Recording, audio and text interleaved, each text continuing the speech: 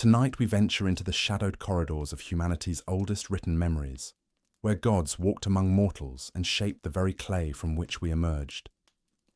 Close your eyes and let your mind drift back over 5,000 years to the cradle of civilization, where towering ziggurats pierced the Mesopotamian sky, and scribes pressed cuneiform into wet tablets that would outlast empires.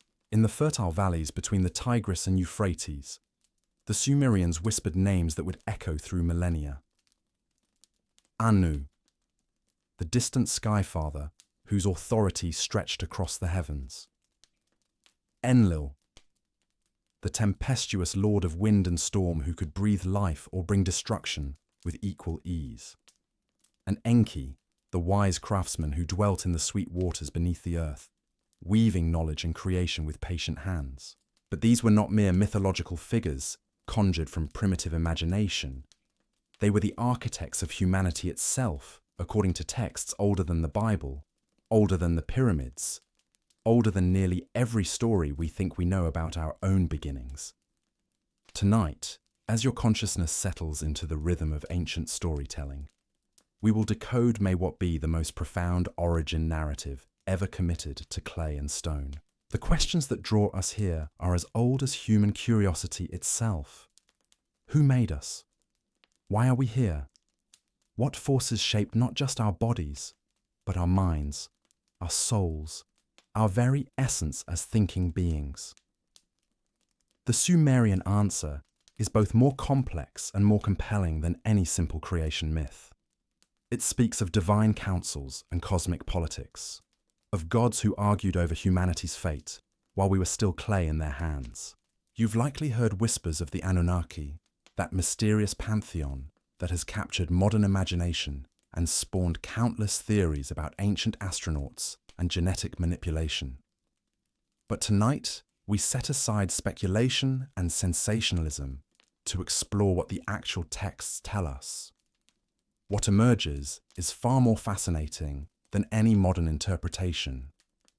A story of divine personalities as complex and conflicted as our own, whose decisions reverberate through every aspect of human existence. The original man theory we'll explore tonight is not about alien intervention or genetic experiments. It's about something far more profound, the recognition that our ancestors understood human nature with a sophistication that modern psychology is only beginning to appreciate. They saw in us the reflection of cosmic forces, the embodiment of divine conflicts, the living intersection where wisdom meets power, where creation meets destruction, where the heavenly and earthly realms converge. As we begin this journey, imagine yourself in the sacred precincts of ancient Eridu, humanity's first city, according to Sumerian records. Here, in Enki's temple, priests recited creation hymns by flickering lamplight, while the god of wisdom himself was said to dwell in the sweet waters flowing beneath the sanctuary. The air thick with incense and mystery, voices chanting in humanity's first written language, preserving memories of when the world was young, and the boundary between mortal and divine was gossamer thin. The story begins not with a single creator, but with a cosmic hierarchy as intricate as any earthly kingdom. At its apex sits Anu, whose very name means sky in the language that gave birth to writing itself. Anu is authority incarnate, the distant father whose word becomes cosmic law. Yet, he is not the hands-on creator of popular imagination, but rather the ultimate source from which all divine power flows. Beneath him, wielding immediate authority over the earth and its inhabitants, stands Enlil. His name carries the weight of wind and storm, of the breath that gives life and the tempest that destroys. Enlil is divine power made manifest, the god who speaks and reality reshapes itself to accommodate his will. In the cosmic order, he is Anu's chosen regent, the one who executes divine judgment upon the earth. And then there is Enki, whose domain lies in the sweet waters that flow beneath the earth, and whose wisdom encompasses the deepest mysteries of existence. Where Enlil commands through power, Enki influences through knowledge. Where Enlil destroys to recreate, Enki preserves and transforms. In their eternal dance of creation and control, we find the seeds of every human drama that would follow. The relationship between these three divine figures is not one of simple hierarchy or cooperation. It pulses with tension, conflict, and competing visions for humanity's role in the cosmic order. Anu, distant and supreme, often allows his subordinates to work out their differences through action rather than intervention. Enlil, convinced of the necessity of divine authority and order, sees humanity as subjects who must be kept in their proper place. Enki, moved by compassion and wisdom, repeatedly intervenes to preserve and elevate the human race. This divine tension is not accidental or arbitrary. It reflects the Sumerian understanding that creation itself emerges from conflict, that the most profound truths are found not in simple answers, but in the dynamic interplay between opposing forces. The original man theory we'll explore recognizes humanity as the living embodiment of these cosmic tensions, created not as servants or experiments, but as conscious beings capable of participating in the ongoing drama of existence. To understand how this theory unfolds, we must first grasp what made Sumerian thought so revolutionary. Unlike the creation myths of other cultures, which often feature a single deity speaking reality into existence, the Sumerian account presents creation as a collaborative yet conflicted process. The gods themselves must deliberate, argue, and compromise. They make mistakes and must correct them. They experience regret and change their minds. In short, they mirror the complexity of the conscious beings they create. This is not primitive anthropomorphism, but sophisticated psychology projected onto a cosmic scale. The Sumerians understood that consciousness itself emerges from the interplay between different aspects of being. Wisdom must dance with power. Creation must balance with destruction. The individual must find its place within larger structures of authority and community. These are not abstract philosophical concepts, but lived realities that shape every moment of human experience. When we examine the specific roles of Anu, Enlil, and Enki in human creation and development, patterns emerge that illuminate not just ancient beliefs, but enduring truths about the nature of consciousness itself. Each god represents not just an external force, but an internal aspect of human nature that must be recognized, integrated, and balanced. Anu embodies the principle of ultimate authority and cosmic order. In human terms, this manifests as our capacity for abstract thought, our ability to conceive of principles and ideals that transcend immediate circumstances. It is the part of us that seeks meaning, that creates systems of law and morality, that reaches always towards something greater than ourselves. Without this Anu aspect, humanity would remain trapped in immediate sensation and survival instinct. Enlil represents the principle of active power and immediate authority. This is our capacity for decision and action, our ability to impose our will upon the world and reshape reality according to our vision. It is the executive function of consciousness, the part that takes the abstract principles of Anu and translates them into concrete reality. Yet, Enlil's power is double-edged, capable of both creation and destruction, of building civilizations and reducing them to rubble. Enki embodies the principle of wisdom and creative transformation. This is our capacity for understanding, for seeing connections and patterns, for finding creative solutions to impossible problems. Enki represents not just intelligence, but emotional intelligence, the ability to understand and work with the deeper currents of existence. Where Enlil might solve problems through force, Enki finds ways to transform problems into opportunities. The original man theory suggests that humanity was created as a conscious integration of these three divine principles. We are not simply clay animated by divine breath, but living temples where cosmic forces meet and interact.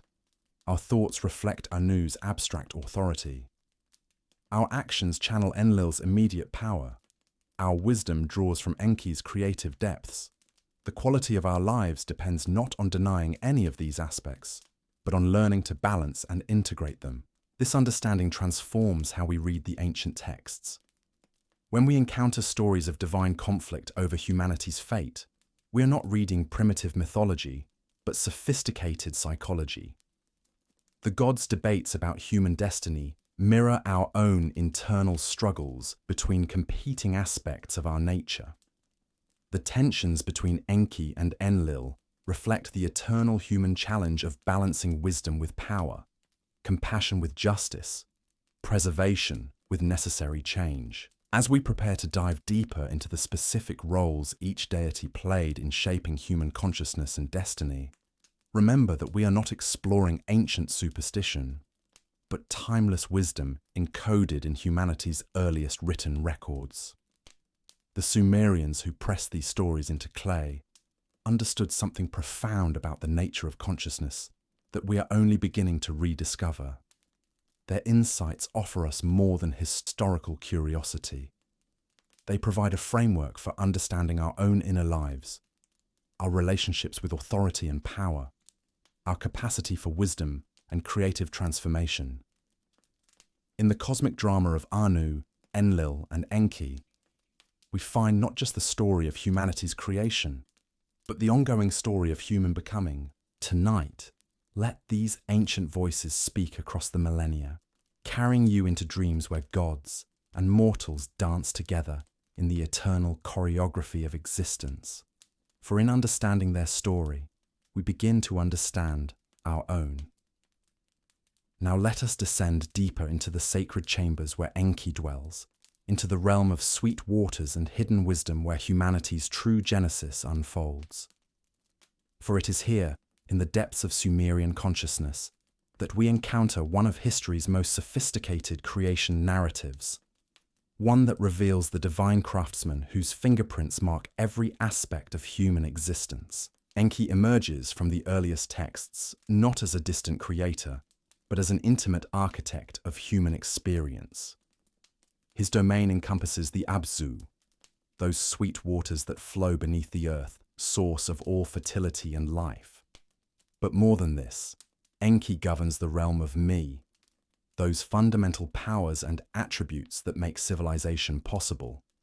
Language, crafts, wisdom, sexuality, music, healing.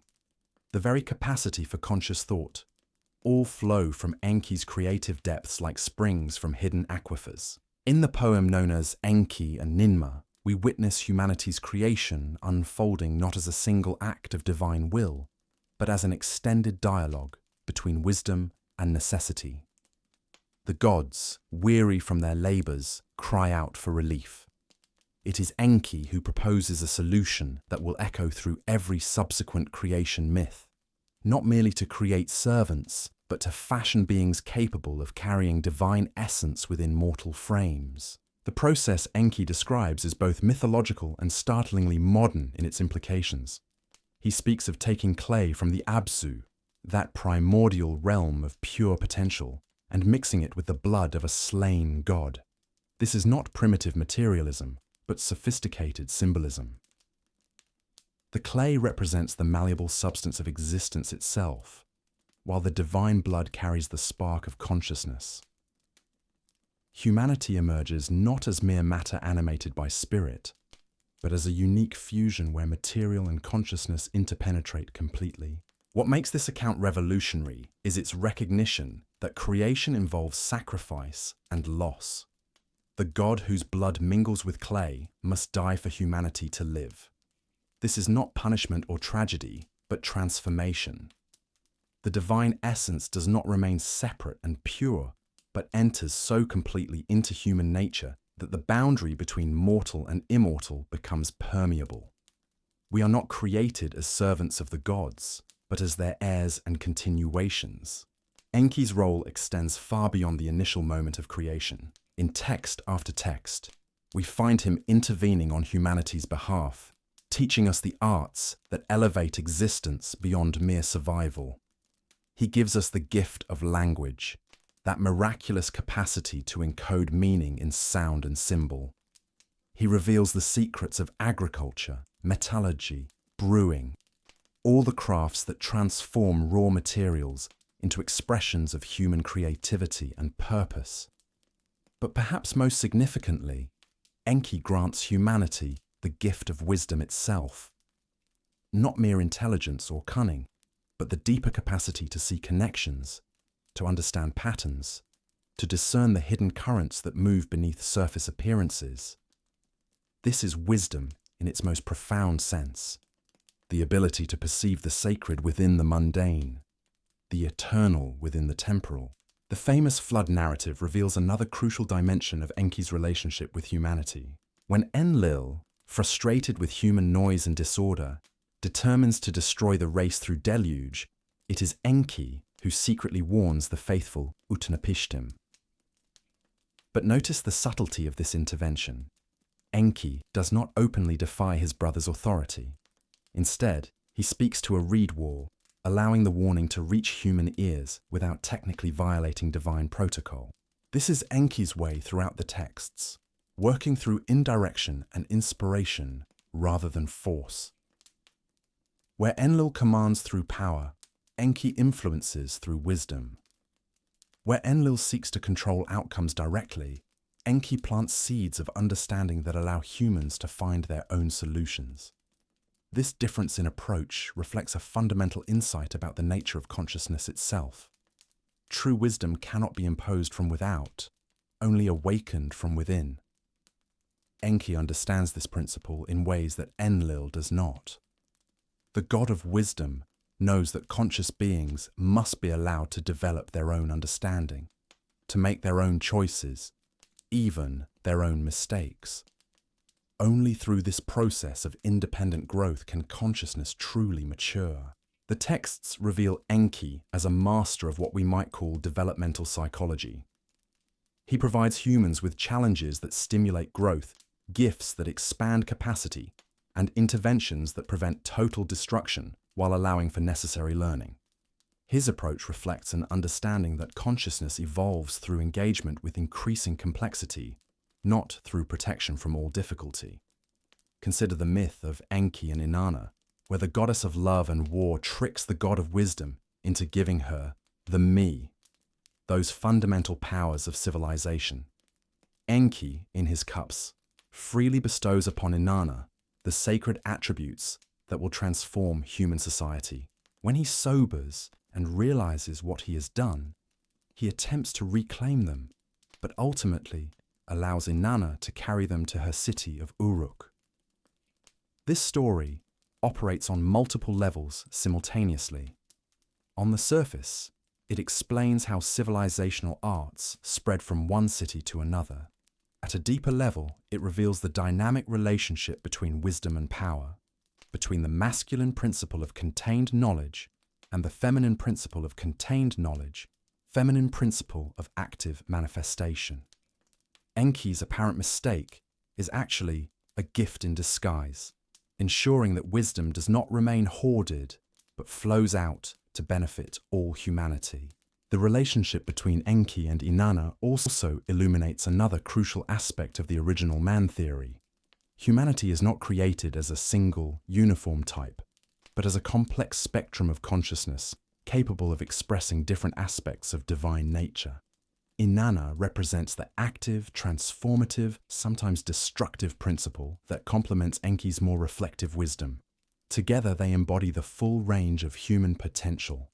This understanding transforms how we read accounts of divine conflict in the Sumerian texts. These are not petty squabbles between anthropomorphic deities, but sophisticated explorations of the tensions inherent in consciousness itself. The apparent conflicts between gods represent the necessary tensions that drive conscious evolution.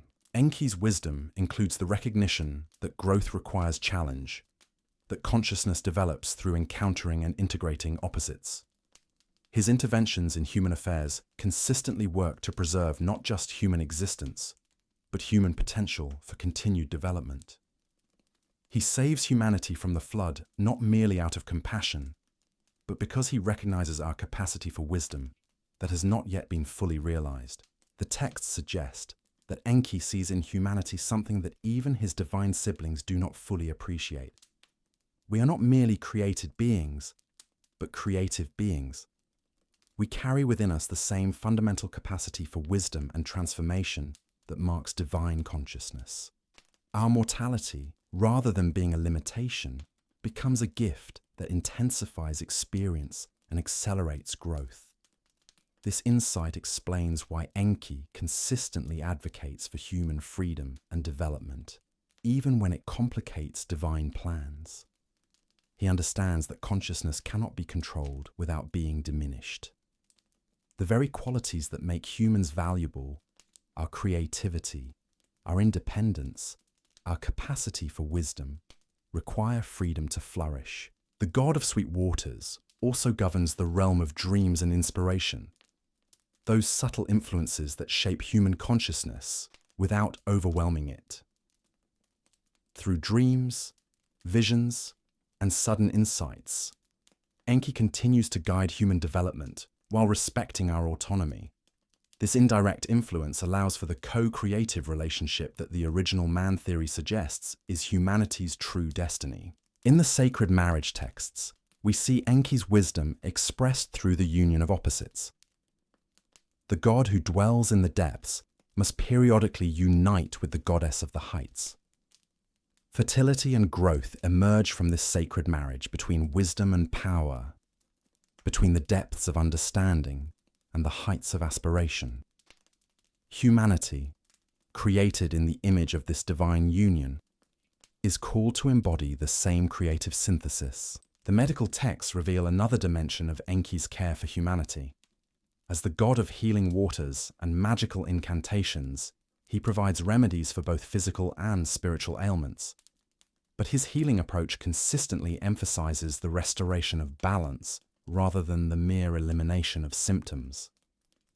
Illness, in Enki's understanding, often represents a disruption in the natural flow of life force, and healing involves removing blockages and restoring proper circulation. This holistic approach to healing reflects Enki's deeper understanding of human nature.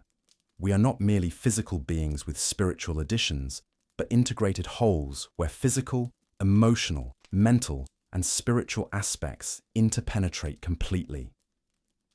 True healing must address all levels simultaneously, restoring the harmony that allows consciousness to flow freely through all aspects of being. As we prepare to turn our attention to Enlil's very different approach to divine authority and human governance, take a moment to appreciate the sophistication of Enki's wisdom. Here is a divine consciousness that understands growth, values freedom, works through inspiration rather than compulsion, and sees in humanity the potential for conscious co-creation with divine forces. The original man theory, when viewed through Enki's lens, reveals humanity not as servants or experiments, but as apprentice creators, beings endowed with the capacity to participate consciously in the ongoing evolution of existence itself. We carry within us the sweet waters of wisdom, the creative fire of divine consciousness, the responsibility and privilege of conscious choice in shaping reality. In your dreams tonight, perhaps you will feel the gentle current of those sweet waters, carrying whispers of ancient wisdom into the depths of modern consciousness. For Enki's gifts have not been withdrawn, only forgotten. The capacity for wisdom, for creative transformation, for conscious participation in cosmic evolution remains as available now as it was in humanity's first moments. We need only remember how to listen to the subtle voice that speaks not through commands, but through the quiet inspiration that wells up from the depths of being itself. But now we must turn from the gentle wisdom of Enki to encounter his brother Enlil, and here the cosmic drama takes on darker, more turbulent hues. If Enki represents the nurturing depths of creative wisdom, then Enlil embodies the fierce authority of divine command, the tempestuous power that can both establish order and unleash destruction with equal devastating force. The very name Enlil carries the weight of storm and sovereignty. Lord of the Wind, he is called, and in that title lies both his gift and his burden. Wind brings the rains that ensure harvest, but also the hurricanes that level cities. Breath gives life, but the same force can become the whirlwind that strips away everything we think we know about security and permanence. In Enlil, the Sumerians recognized a fundamental truth about power itself, that it cannot create without also possessing the capacity to destroy. In the cosmic hierarchy that governs Sumerian thought, Enlil occupies the crucial middle position between Anu's distant authority and the immediate world of human experience. He is the executor of divine will, the one who takes heavenly decisions and implements them in earthly reality. This makes him both more accessible and more dangerous than his father Anu. Where the sky god remains largely abstract, Enlil's presence can be felt in every storm that crosses the Mesopotamian plain, every shift in political power, every moment when the established order reveals its fragility. The texts present Enlil as a complex figure, neither simply benevolent nor merely tyrannical, but embodying the necessary tension that exists within authority itself. He establishes the fundamental structures that make civilization possible, the boundaries between sacred and profane, the hierarchies that organize social life, the laws that govern both divine and human behavior.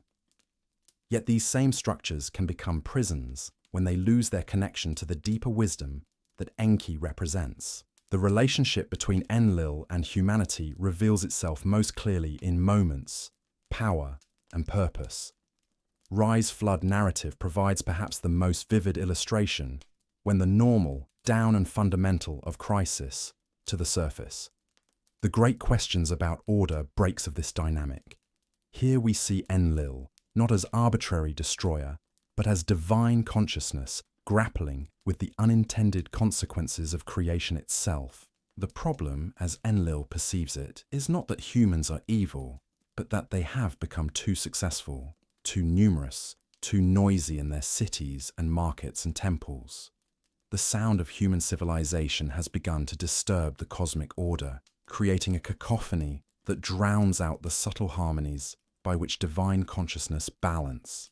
This maintains universal pet and terribility irrit logical both Enlil's perspective. The solution is of cosmic proportions. From crisis noise is not humanation, but a genuine threatens. If cosmic harmony, then human numbers must be reduced. If civilization has grown beyond sustainable limits, then civilization must be pruned back to manageable proportions. The flood represents not divine cruelty, but divine responsibility, the willingness to make universal decides harsh order. Yet decisions for the greater good of upon even as heistic solution, this doctor does for this moment arbitrarily, but calls a council of the gods, seeking consensus immediately or not act as decision. This reveals Enlil demonstrates the internal such a compelling figure. He-him conflict that makes over humanity's fate mirrors, rather than pure council's debate autocracy.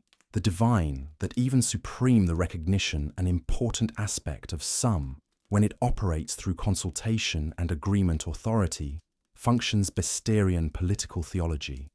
The eternal tension between justice and mercy, between the demands of order and the claims of compassion.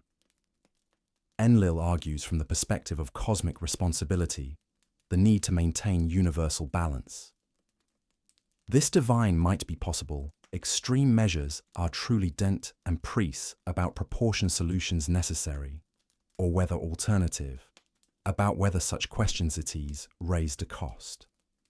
Other even terrible at debate reflects authority, operates divine and immediate, even principles only outcomes, authority and uncertainty with competing decisions values. The decision rest not or clear-cut. The gods themselves simple, must justify, rarely level, are the cosmic power and even at its decisions. That trance to subjects the Sumerian understanding that moral, within constraints, must but to peers to proceed with the flood, reveals crucial aspect of Enlil's character through on decisions another they have been made through proper to following process. This is not stew that authority, the recognition, deliberate integrity, his commitment on subornness. Putative means nothing if it can be easily swayed by sentiment, decisions, urence that divine ass divine. The cosmic or second thought's reliability made will be implements once order depends upon regardless, of personal cost or temporary opposition. Yet the flood narrative also reveals the limits of Enlil's authority and the necessity of the tensions exist that his secret divine siblings save humanity through intervention too. En between against of the authority, but the operation legitimate utnapishtim represents not rebellion, adhere wisdom that recognizes when rigi deeper, when Enlil discovers changing circumstances. Significantly, adaptation to that humanity has survivance to principle, creative tempered by, must be chastened but not eliminate race, to the greater good after all. The initial anger gives way to a group of the human survival digging recognition that through Enki's intervention, perhaps his brother's wisdom has served, allows for the continuation of the cosmic experiment that is conscious existence within material form. This pattern of initial conflict followed by eventual reconciliation appears in suggesting the cosmic order. Repeatedly, the structure the AA deeper purpose in opposition served boundaries that their apparent Enlil's authority provides interactions between Enlil and Enki within which conscious growth can occur, while Enki's wisdom ensures that these structures remain flexible enough to accommodate the organic development of consciousness itself. The agricultural texts reveal another dimension of Enlil's relationship with humanity, his role as the divine force behind the domestication of plants and animals that makes civilized life possible. Here we see Enlil not as destroyer, but as organ powerizer. Under all operate Enlil's authority, grain, the irrigation channels, areas that store surplus the gran into ordered productivity that breaks the earth. The peel that directo water transforms will that chaos. This agricultural aspect of Enlil's dominion illuminates a crucial truth about power and its relationship to conscious development. True authority does not simply command obedience, but creates conditions within which growth and development become possible. The farmer who breaks the earth does violence to the natural order, but this violence serves the higher purpose of bringing rulers and establishes the hierarch that grants authority to human king of legitimateship, the power its own. The political could achieve Enlil as the divine source, then on texts show forth greater nature abundance, ease through which social order maintains itself. Yet this is not arbitrary favoritism, but recognition of a deeper principle, that conscious beings require structure independence of divine clearly in the serf's consciousness, not the reverse. The tension stories between Enlil and human reveals itself, most authority and guidance to develop their potential fully. Enlil's attempt challenge their surrogatives, that or punishmentress, or to trance disobedience. When humans limits end their proper divine prehub, and often response is swift, than merely about the proper pun devastating. Yetative rather serve edusishment's consistently punitive purposes. Teaching lessons follow human appear Sumerian literature about throughout Theto's themes infinite, more, etch and between finite relationship in its biblical version morital and divine. The story, though, of Babel, familiar tower of the relationship between human ambition and divine authority. Humanity's attempt to build a structure hub not represents heaven that reaches just architectural intervention. Tocha attempts, understanding that pre-may, about the nature of consciousness. The builders reveals fundamental confusion, Risbot 2 and its relationship to transcendence. Enlil's language and scatter confuse human. His transcend natural limitations often precede humility, must wisdom, anendance. But that such aspy result in fragmentation and confusion is not than genuine elevation, oration must be balance. The lesson rathered by that, humans should never aspire to transcend through proper stages of development, rather than attempting to leap directly to the final goal. This educational aspect of Enlil's authority extends to his role as the divine force behind moral law and social justice. The legal codes that emerged in Mesopotamian civilization trace their ultimate authority to Enlil's cosmic ordering principle. Yet these laws are not arbitrary commands, but expressions of deeper patterns that govern the relationship between consciousness and community. The individual human being, according to this understanding, exists not in isolation, but as part of larger responsibilities that come with conscious fulfilling. The larger structures and freedom, cosmosouls, family. True acting all authority empire city comes not from reges proper, but from understanding one place within these existence. Enlil's authority serves to maintain the balance between individual autonomy and collective harmony.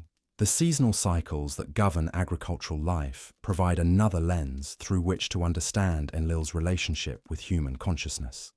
The wind god's power manifests not as constant force, but as rhythmic alternation between periods of growth and rest, activity and reflection, expansion and contraction. Human consciousness, created in the image of divine consciousness, must honor these same rhythms to develop healthily. The wisdom traditions that emerge from Enlil's teachings emphasize the importance of right timing, of understanding when to act and when to refrain from action, when to assert individual will, and when to surrender to larger purposes. This is not passive fatalism, but dynamic participation in the cosmic dance between freedom and necessity, between personal desire and universal order. The military aspects of Enlil's authority reveal another dimension of his relationship with human development. War, in the Sumerian understanding, is not simply organized violence, but a cosmic force that periodically reorders social and political relationships.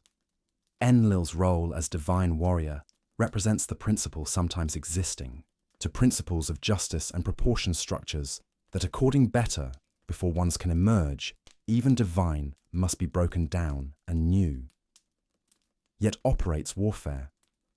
Enlil does not destroy arbitrality into transforms warfare from mere brutality, but in and simply to response to specific servians in human conflicts, violations of cosmic order. His intervent restore balance rather to power. This understanding demonstrate a cosmic process that, however painful, serves the larger purposes of conscious evolutionetic traditions that emerge from Enlil, that establishes structures divinizing when existingize the importance of recognition. The pro-emphasis become corrupt or obsolete, and orders have require authority fundamental transformation. This influence possesses the responsibility to reform or replace them when they no longer serve their original purposes. This dynamic quality of Enlil's authority stands in creative tension with Enki's emphasis on preservation and gradual transformation. Together they represent the eternal dance between revolution and evolution, between the necessity of sometimes dramatic change and the wisdom of maintaining continuity through his role of Enlil's nature. Another aspect reveal, yet there is appropriate. The mist deities and, in her collaboration, earn, when each responsibility to disciple texts, it's both capac the past, human consciousness, create as the divine breath that animates matter and transforms it into conscious existence that is his essence physical air. The wind energy, but the subtle, represents not merely that bridges being trap of conscious moment form without possible for consciousness to inhabit, Enlil flows of spirit through every by it. This breath or limited material and matter that makes existence, carrying the authority of heaven into earthly experience while simultaneously lifting earthly experience toward heavenly recognition. In breathing, humans participate directly in Enlil's essence, receiving moment by moment the gift of conscious life while contributing their individual awareness to the larger symphony of cosmic consciousness. As we prepare to ascend from Enlil's stormy domains to the supreme heights where Anu reigns, we carry with us a deeper appreciation for the necessity of divine authority and the complex ways it serves conscious development. Enlil's power is not the enemy of human freedom, but its necessary foundation, providing the structure within which genuine choice becomes possible and meaningful. In tonight's dreams, perhaps you will feel the wind of Enlil moving through your consciousness, bringing both the challenge of authority and the gift of order, reminding you that true strength comes not from rejecting all limits, but from understanding which boundaries serve growth and which must be transcended in the endless dance of becoming. Now we ascend beyond the tempestuous realm of storm and authority to encounter the most mysterious figure in the Sumerian pantheon, one whose very name has become synonymous with ultimate divine power. Anu, the ancient sky father, dwells in heights so remote that mortal eyes cannot penetrate his dwelling, yet his influence permeates every aspect of existence like invisible threads binding earth to heaven. Unlike his more actively engaged sons, Anu operates from a distance that is both physical and metaphysical. He is the unmoved mover, the source from which all authority flows, yet paradoxically, his power manifests most clearly through apparent non-intervention. Where Enlil commands through storm and Enki guides through wisdom, Anu rules through the simple fact of his existence, his presence so fundamental to cosmic order that reality itself would collapse without the steady foundation of his eternal being. The cuneiform texts reveal Anu not as an active participant in day-to-day divine affairs, but as the ultimate arbiter whose rare pronouncements carry the weight of universal law. When the gods gather in council to debate humanity's fate, it is Anu's will that provides the final framework within which all other decisions must operate. His authority is so complete that even Enlil and Enki, powerful as they are, function essentially as extensions of his divine nature, each embodying different aspects of his supreme consciousness.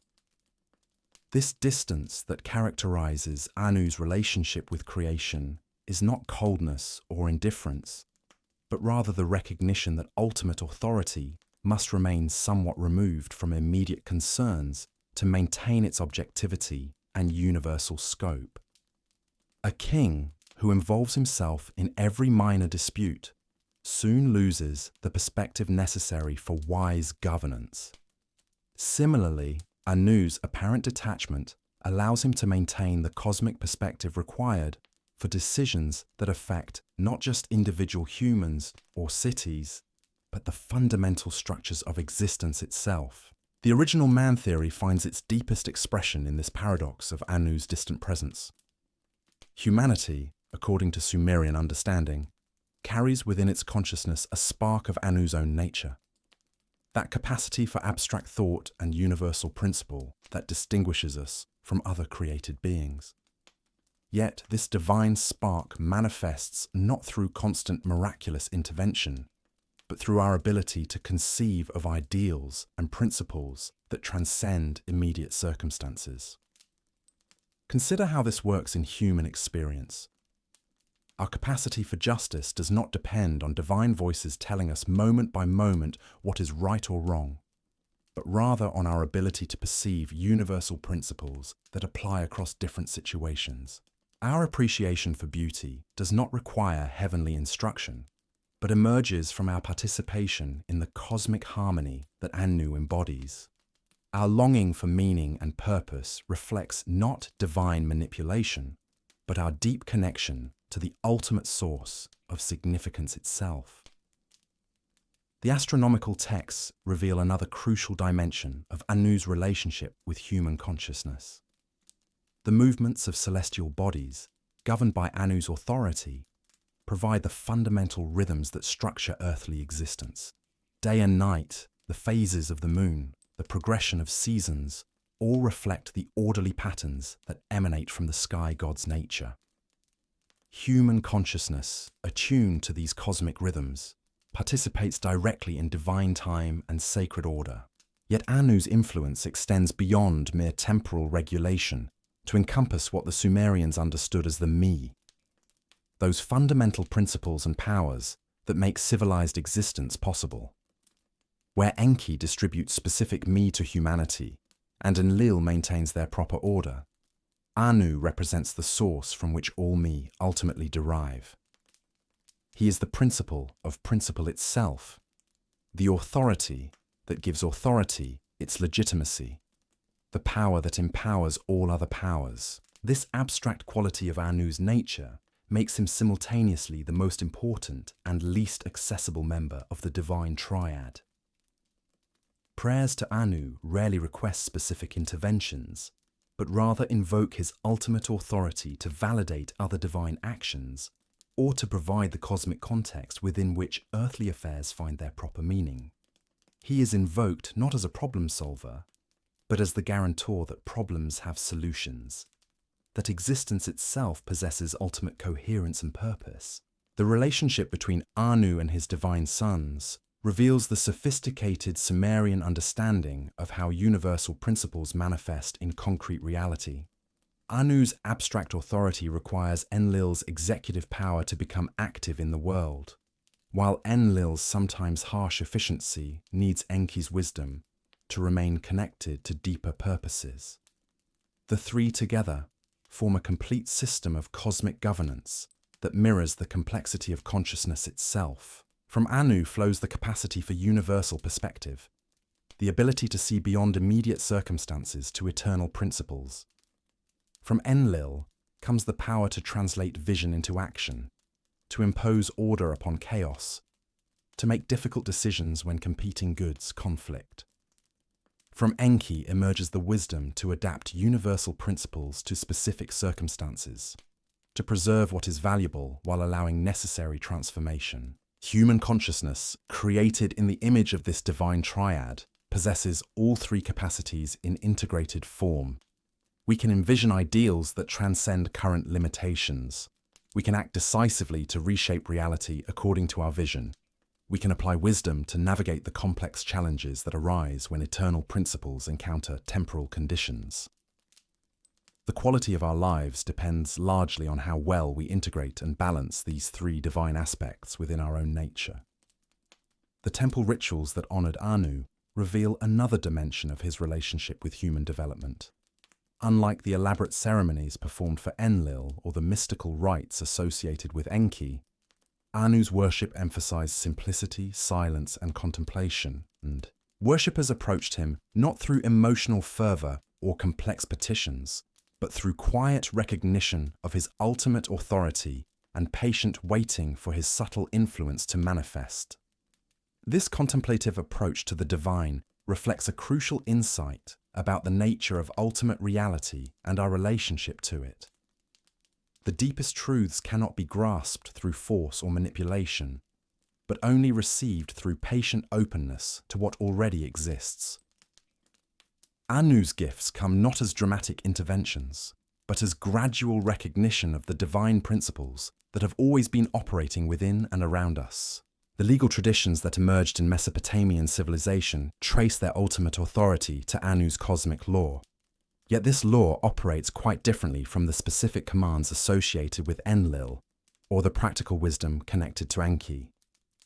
Anu's law is universal principle itself, the recognition that justice, truth, and harmony are not arbitrary human inventions, but fundamental aspects of cosmic structure. This understanding transforms how we interpret earthly authority and its legitimacy. Rulers derive their right to govern not merely from force or even from divine appointment, but from their alignment with universal principles that exist independently of personal will or cultural preference. When human authority contradicts these deeper principles, it loses its legitimacy regardless of its apparent power or official sanction. The prophetic traditions that emerged from Anu's influence emphasize this connection between earth and cosmic order. Truly, justice prophecy does not predict future events through supernatural knowledge, but rather discerns the inevitable consequences that follow when human actions align with or contradict universal principles. The prophet's authority comes not from divine favoritism, but from clear perception of how cosmic law operates within historical circumstances. This prophetic understanding also illuminates Anu's role in the cosmic drama surrounding humanity's fate. His apparent non-intervention in the flood narrative, for example, reflects not indifference to human suffering, but recognition that the crisis emerges from humanity's own violation of cosmic principles.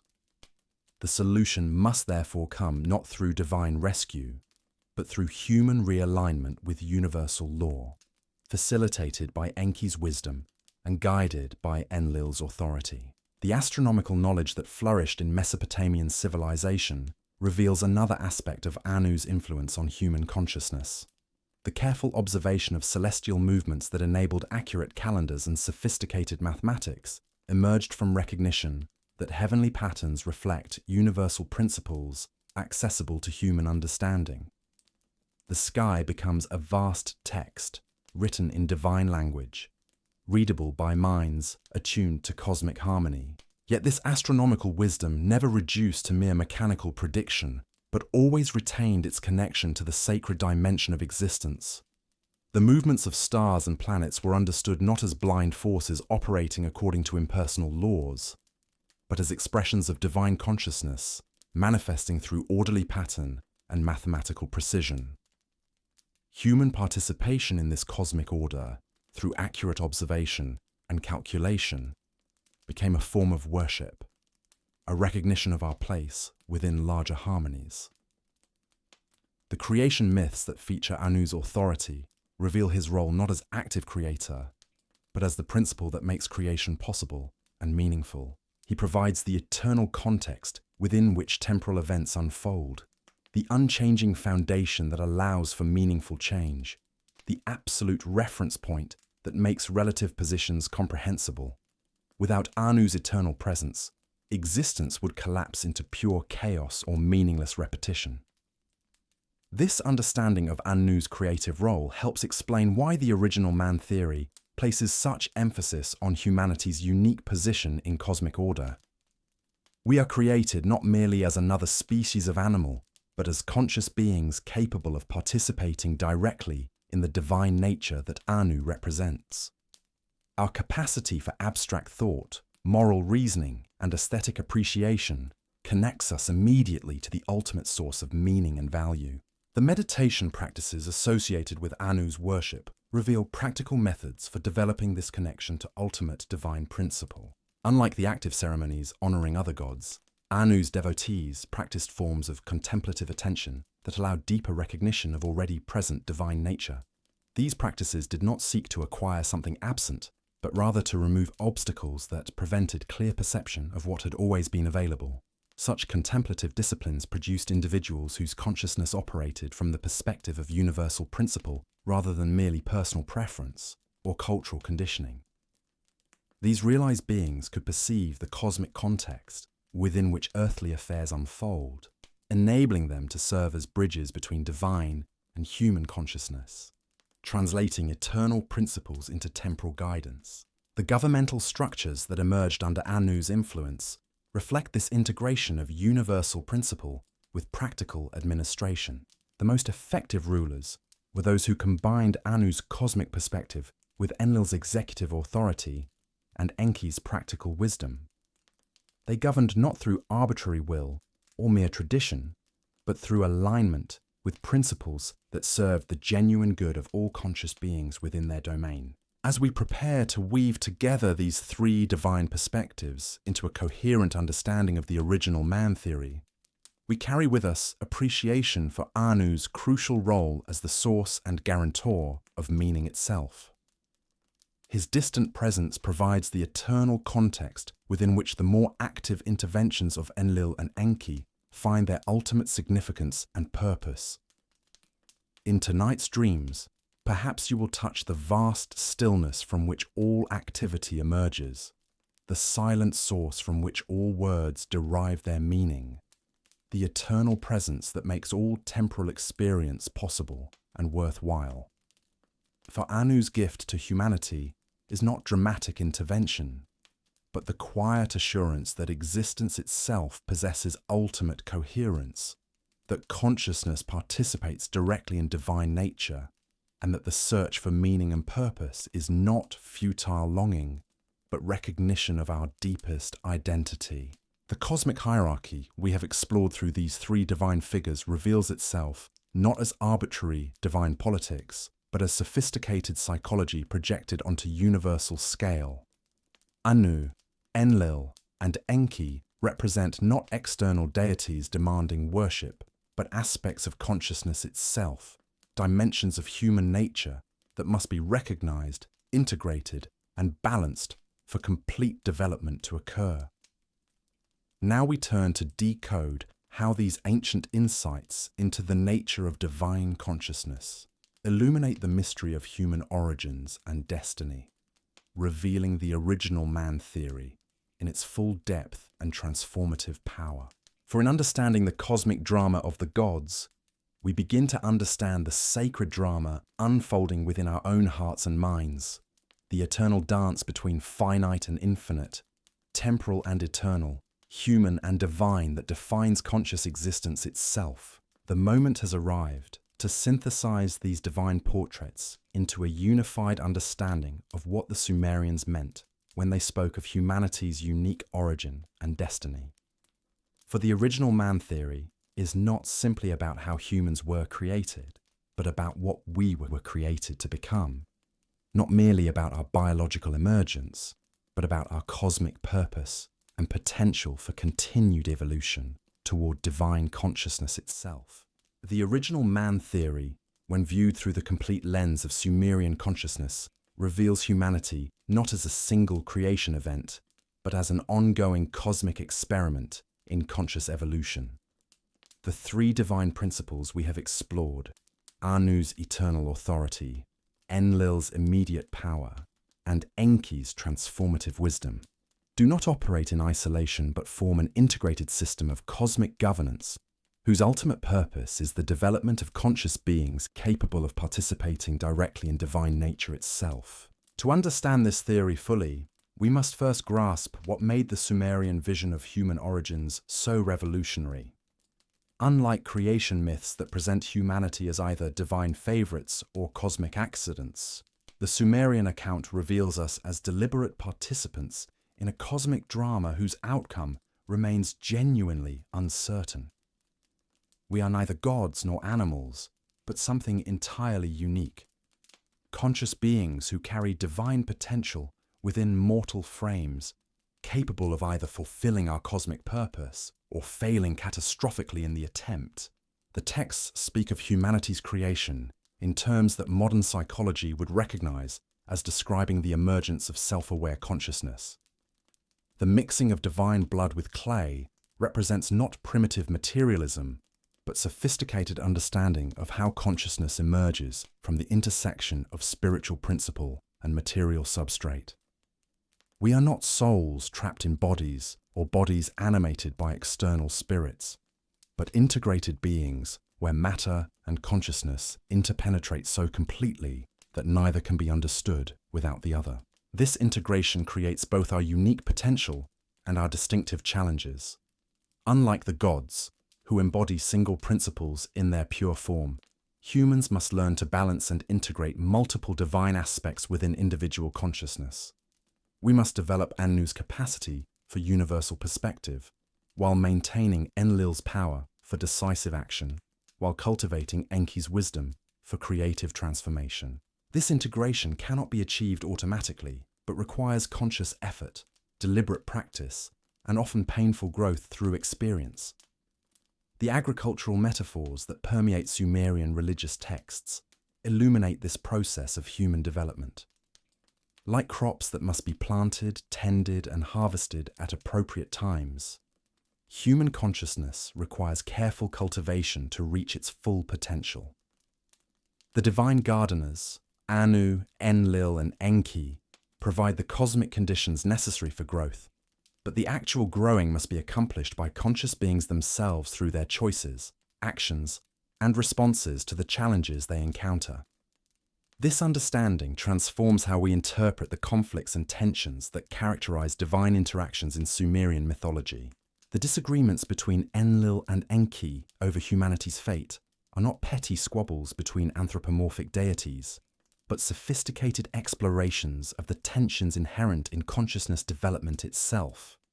Should conscious beings be protected from all difficulty to ensure their survival, or challenged with obstacles that stimulate growth even at the risk of failure? Should development proceed gradually through gentle guidance, or dramatically through crisis and transformation? These questions have no simple answers, because consciousness itself emerges from the dynamic tension between opposing forces. Too much protection produces weak, dependent beings incapable of independent growth.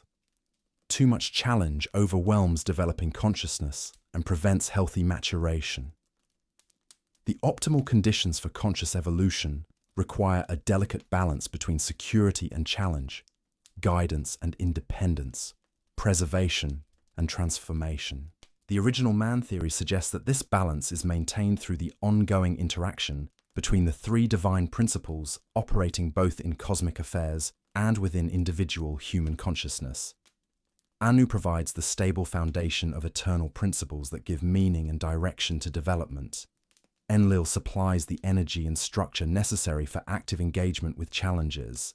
Enki contributes the wisdom and creativity needed to navigate complex circumstances and find innovative solutions to seemingly impossible problems. Human development, according to this understanding, proceeds through a series of initiations or tests that require the integration of these divine principles in increasingly sophisticated ways.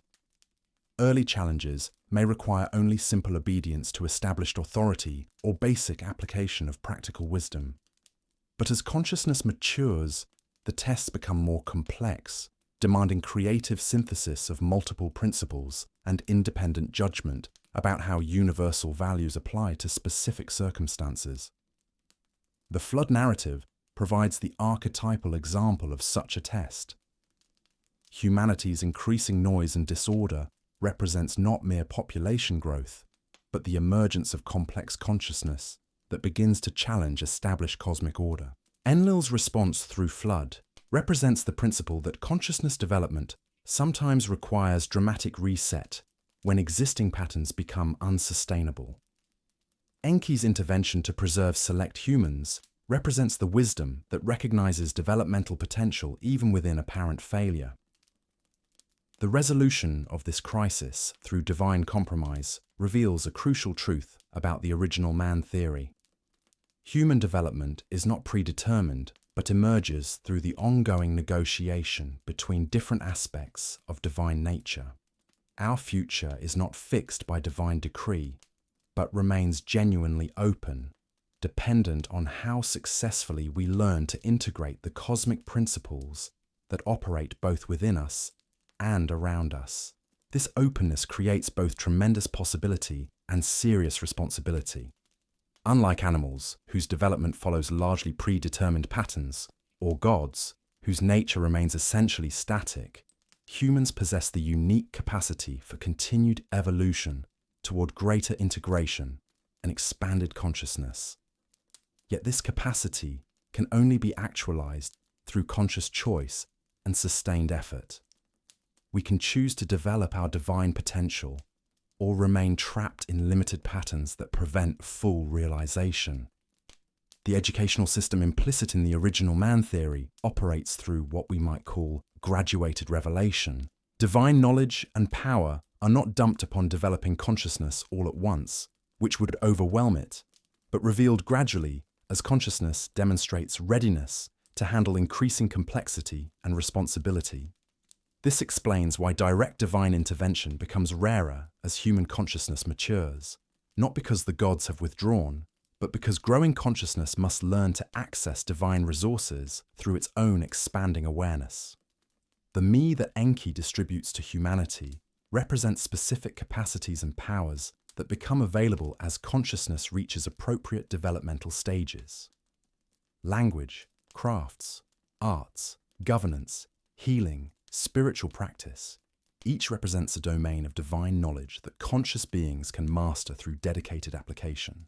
Yet mastery in any domain requires not just technical skill, but integration with the deeper principles that make such skill meaningful and beneficial. This integration explains why the Sumerian texts consistently emphasize wisdom alongside power and knowledge. Technical abilities divorced from wisdom become dangerous, potentially destructive forces that serve ego rather than cosmic purpose. The original man theory recognizes that true development must be holistic, encompassing not just intellectual or practical capacities, but emotional, moral, and spiritual dimensions as well. The seasonal cycles that govern agricultural life provide another lens through which to understand human development according to this theory. Like crops, consciousness goes through predictable phases of planting, growth, harvest, and rest. Attempts to force development beyond its natural timing result in premature growth that lacks the deep roots necessary for sustained maturation. Conversely, resistance to natural developmental pressures leads to stagnation and eventual decay. The wise cultivation of human consciousness requires recognition of these natural rhythms and patient cooperation with the developmental processes they represent. This does not mean passive waiting for growth to occur automatically, but active participation in the conditions that support healthy development while respecting the organic timing that governs all living systems. The community structures that emerge in Sumerian civilization reflect this understanding of consciousness development as both individual and collective process. Cities, temples, schools, and governance systems all serve as environments within which individual consciousness can develop through interaction with others at various stages of growth. The cosmic principles embodied by Anu, Enlil, and Enki manifest through these social institutions, creating the complex cultural matrix necessary for advanced consciousness development. Yet the original man theory also recognizes that institutional structures, however beneficial initially, can become obstacles to continued growth if they lose connection to their deeper purposes. This explains the periodic crises and transformations that characterize both mythological narratives and historical development. When existing structures no longer serve consciousness evolution, they must be reformed or replaced through processes that may appear destructive but actually serve renewal and continued growth. The prophetic traditions that emerge from this understanding emphasize humanity's responsibility to maintain alignment between social structures and cosmic principles. True prophecy does not predict inevitable futures, but discerns the consequences that follow when human choices and institutions either support or contradict the developmental processes that the original man theory describes. This prophetic consciousness represents one of the highest achievements possible within the Sumerian understanding of human potential. Such consciousness operates from integrated awareness of all three divine principles, capable of perceiving cosmic patterns while remaining engaged with immediate circumstances, able to exercise power responsibly while maintaining connection to deeper wisdom. The mystical traditions associated with this development describe advanced practitioners who achieve what we might call divine consciousness while remaining fully human. These realized beings serve as bridges between cosmic and earthly awareness, demonstrating the potential that the original man theory claims exists within all conscious beings. They represent not superhuman exceptions, but the natural fulfillment of human developmental possibilities.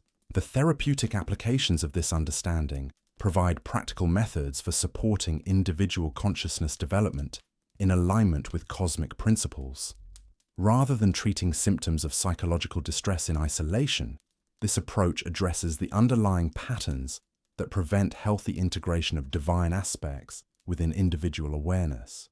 Healing becomes a process of removing obstacles to natural development rather than imposing external solutions to internal problems. As we prepare to explore how these ancient insights apply to contemporary questions about human nature and potential, we carry with us appreciation for the sophistication of Sumerian psychological understanding. Their recognition that consciousness emerges from the integration of cosmic principles within individual beings, that development requires both challenge and support, that wisdom must balance power and knowledge, offers perspectives that remain remarkably relevant to modern concerns about human growth and social evolution. The original man theory reveals humanity not as fallen beings requiring salvation or random products of blind evolution, but as conscious participants in cosmic development, whose choices and growth contribute directly to the ongoing evolution of existence itself. We are neither separate from divine nature nor identical with it, but rather beings in whom divine potential can be actualized through conscious development and integration. In tonight's dreams, perhaps you will sense the vast cosmic drama in which your own consciousness participates, feeling the eternal principles that flow through your deepest thoughts and highest aspirations, recognizing in your own development the same forces that the ancient Sumerians saw operating in the interactions between Anu, Enlil, and Enki. For their wisdom remains available to any consciousness willing to undertake the patient work of integration that the original man theory both describes and invites. The threads we have woven through this cosmic tapestry now converge upon the most profound question of all, one that has haunted human consciousness since the first cuneiform stylus pressed meaning into wet clay. What does it mean to be the original man? Not merely the first human, but the archetype of human potential itself, the living template through which divine consciousness seeks to know and express itself within the realm of matter and time. The Sumerian concept of Adamu, often mistranslated and misunderstood in modern discussions, represents far more than a single individual, or even a first couple. Adamu embodies the principle of awakened humanity, conscious beings who carry within their very structure the capacity to bridge the gap between earthly existence and cosmic awareness. The name itself carries layers of meaning that illuminate the profound nature of this archetypal figure. In the deepest sense, Adamu represents consciousness that has achieved integration of the three divine principles we have explored. Like Anu, the original man possesses the capacity for abstract thought and universal perspective, able to conceive of ideals and principles that transcend immediate circumstances. Like Enlil, this archetype embodies the power to transform vision into reality, to impose conscious will upon the malleable substance of existence. Like Enki, the awakened human demonstrates wisdom in applying universal principles to specific situations, finding creative solutions that serve both individual development and cosmic harmony. Yet this integration is not achieved automatically through divine gift or genetic inheritance, but represents the culmination of conscious development that each individual must undertake through their own choices and efforts. The original man is not a historical figure we must emulate from a distance, but a potential that exists within every human consciousness, waiting to be activated through proper understanding and sustained practice. The creation narratives that describe Adamu's formation reveal sophisticated understanding of how consciousness emerges from the intersection of multiple factors.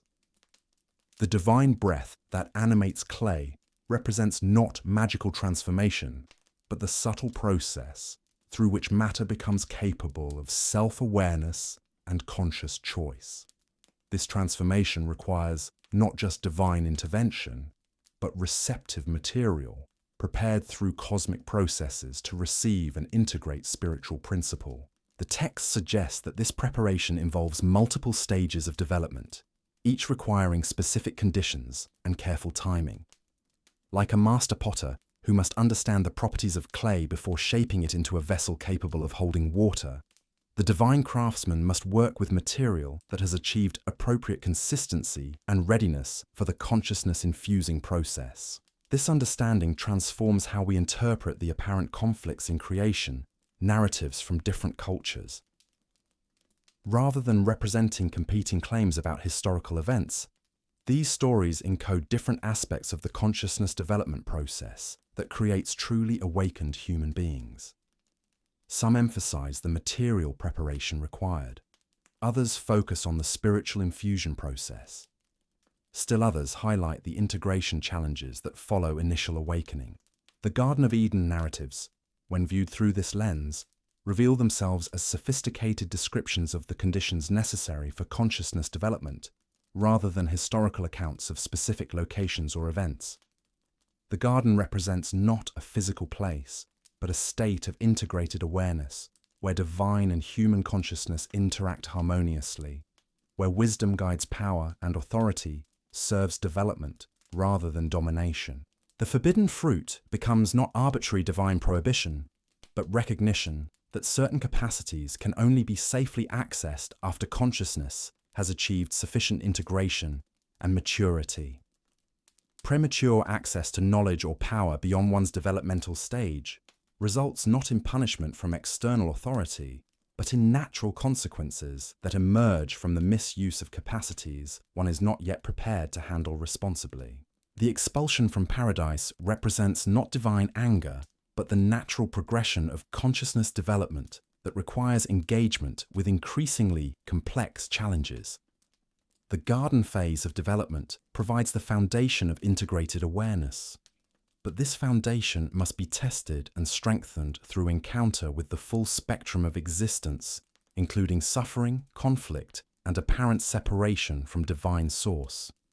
This developmental understanding explains why the original man theory emphasizes not return to some lost golden age, but forward movement toward conscious integration that includes and transcends all previous stages. The awakened human is not one who has avoided the challenges of earthly existence, but one who has engaged them fully while maintaining connection to cosmic principles and divine wisdom. The genealogical lists that trace human development from Adamu through successive generations reveal the gradual unfolding of human capacities over time. Each name in these lineages represents not just individual persons, but archetypal principles and developmental stages through which consciousness must pass in its journey toward full awakening. The extraordinary lifespans attributed to early figures represent not biological longevity, but the extended developmental periods required for consciousness to integrate increasingly complex capacities. The flood narrative, when understood within this framework, reveals itself as description of the periodic crises that must be navigated during consciousness development. The rising waters represent not physical catastrophe, but the overwhelming of limited consciousness structures by expanded awareness that exceeds their capacity to contain and integrate. Noah becomes the archetype of consciousness that has developed sufficient flexibility and wisdom to navigate such transitions successfully. The ark represents not a physical vessel, but the integrated awareness that can preserve essential principles and capacities through periods of fundamental transformation. The animals taken aboard symbolize the various aspects of consciousness that must be maintained in balanced relationship, rather than allowed to dominate or be eliminated during crisis periods. The emergence into a renewed world represents not starting over, but graduating to a new level of development where consciousness operates from a more integrated and mature foundation. The covenant established after the flood represents the new relationship between divine and human consciousness that becomes possible when development has progressed beyond earlier limitations. The Tower of Babel narrative reveals another crucial aspect of the original man theory through its depiction of humanity's attempt to reach heaven through collective effort and technological achievement. The confusion of languages represents not divine punishment, but the natural result of attempting to achieve spiritual development through external means rather than internal integration. True spiritual development cannot be accomplished through group effort or technological manipulation, but requires individual consciousness to undertake the patient work of integrating divine principles within its own structure. The scattering of peoples represents not failure, allows each consciousness to fin, but the necessary individualization that its own path toward awakening while maintaining connection to universal principles. The patriarchal narratives that follow reveal the ongoing development of awakened consciousness through successive generations, each building upon previous achievements while facing new challenges appropriate to their developmental stage. Abraham represents the principle of faith that maintains connection to cosmic purpose, even when immediate circumstances provide no logical support for such trust. Isaac embodies the capacity that allows for surrender divine will to operate through human consciousness without resistance from ego-driven preferences. Jacob demonstrates the wrestling with divine forces that transforms individual will into alignment with cosmic purpose through sustained engagement rather than passive submission. The tribal divisions that emerge from these archetypal figures represent not political arrangements, but the recognition that awakened consciousness expresses itself through diverse gifts and capacities that serve different functions within the larger organism of human development. Each tribe carries specific aspects of the original man potential, while contributing to the collective realization that no individual consciousness can achieve alone. The legal codes that emerge in later texts reveal the practical applications of cosmic principles to social organization, providing structures that support individual development while maintaining community harmony. These laws represent not arbitrary commands, but discoveries about how consciousness operates most effectively in relationship with other conscious beings. The prophetic traditions that develop within this framework demonstrate consciousness that has achieved sufficient integration to perceive cosmic patterns operating within historical circumstances. True prophecy does not predict inevitable futures, but discerns the consequences that follow when individual and collective choices align with or contradict the developmental processes that the original man theory describes. The messianic expectations that emerge from these traditions represent not hope for external salvation, but recognition that the original man potential can be fully actualized within historical circumstances through conscious beings who achieve complete integration of divine principles.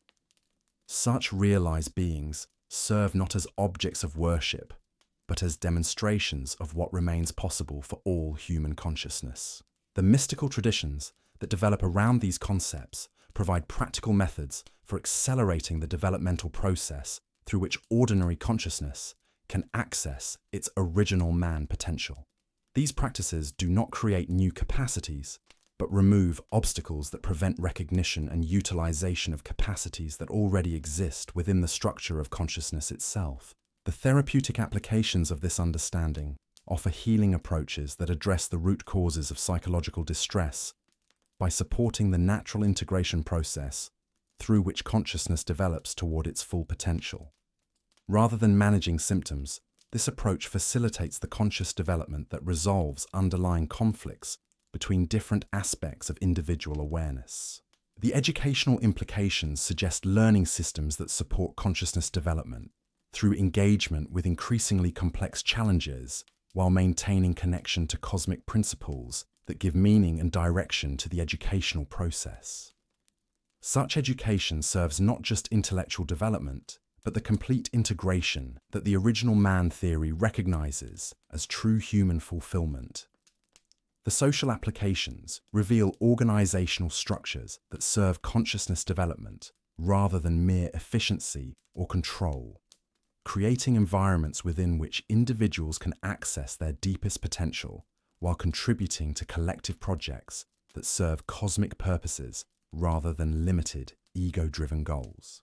The technological possibilities that emerge from this understanding focus not on external manipulation of matter, but on development of consciousness capacities that allow more direct and harmonious interaction with the subtle forces that govern material existence. Such technologies serve consciousness development rather than replacing human capacities with mechanical substitutes. The ecological implications recognize that awakened human consciousness serves not as master of nature, but as conscious participant in cosmic processes that include and transcend individual biological existence. Environmental harmony emerges naturally from consciousness that operates from integrated awareness of its connection to larger wholes, rather than from external regulations imposed upon resistant individual wills. The political applications suggest governance systems that serve consciousness development through structures that maintain individual freedom while supporting collective projects that no individual consciousness could achieve alone. Such systems operate through inspired leadership rather than coercive authority, drawing their legitimacy from alignment with cosmic principles rather than mere popular consent or traditional precedent. As we approach the completion of our journey through these ancient mysteries, the original man theory reveals itself not as historical curiosity, but as living wisdom that remains immediately relevant to contemporary questions about human nature and potential. The cosmic drama enacted by Anu, Enlil, and Enki continues to unfold within every individual consciousness that undertakes the patient work of integration and development.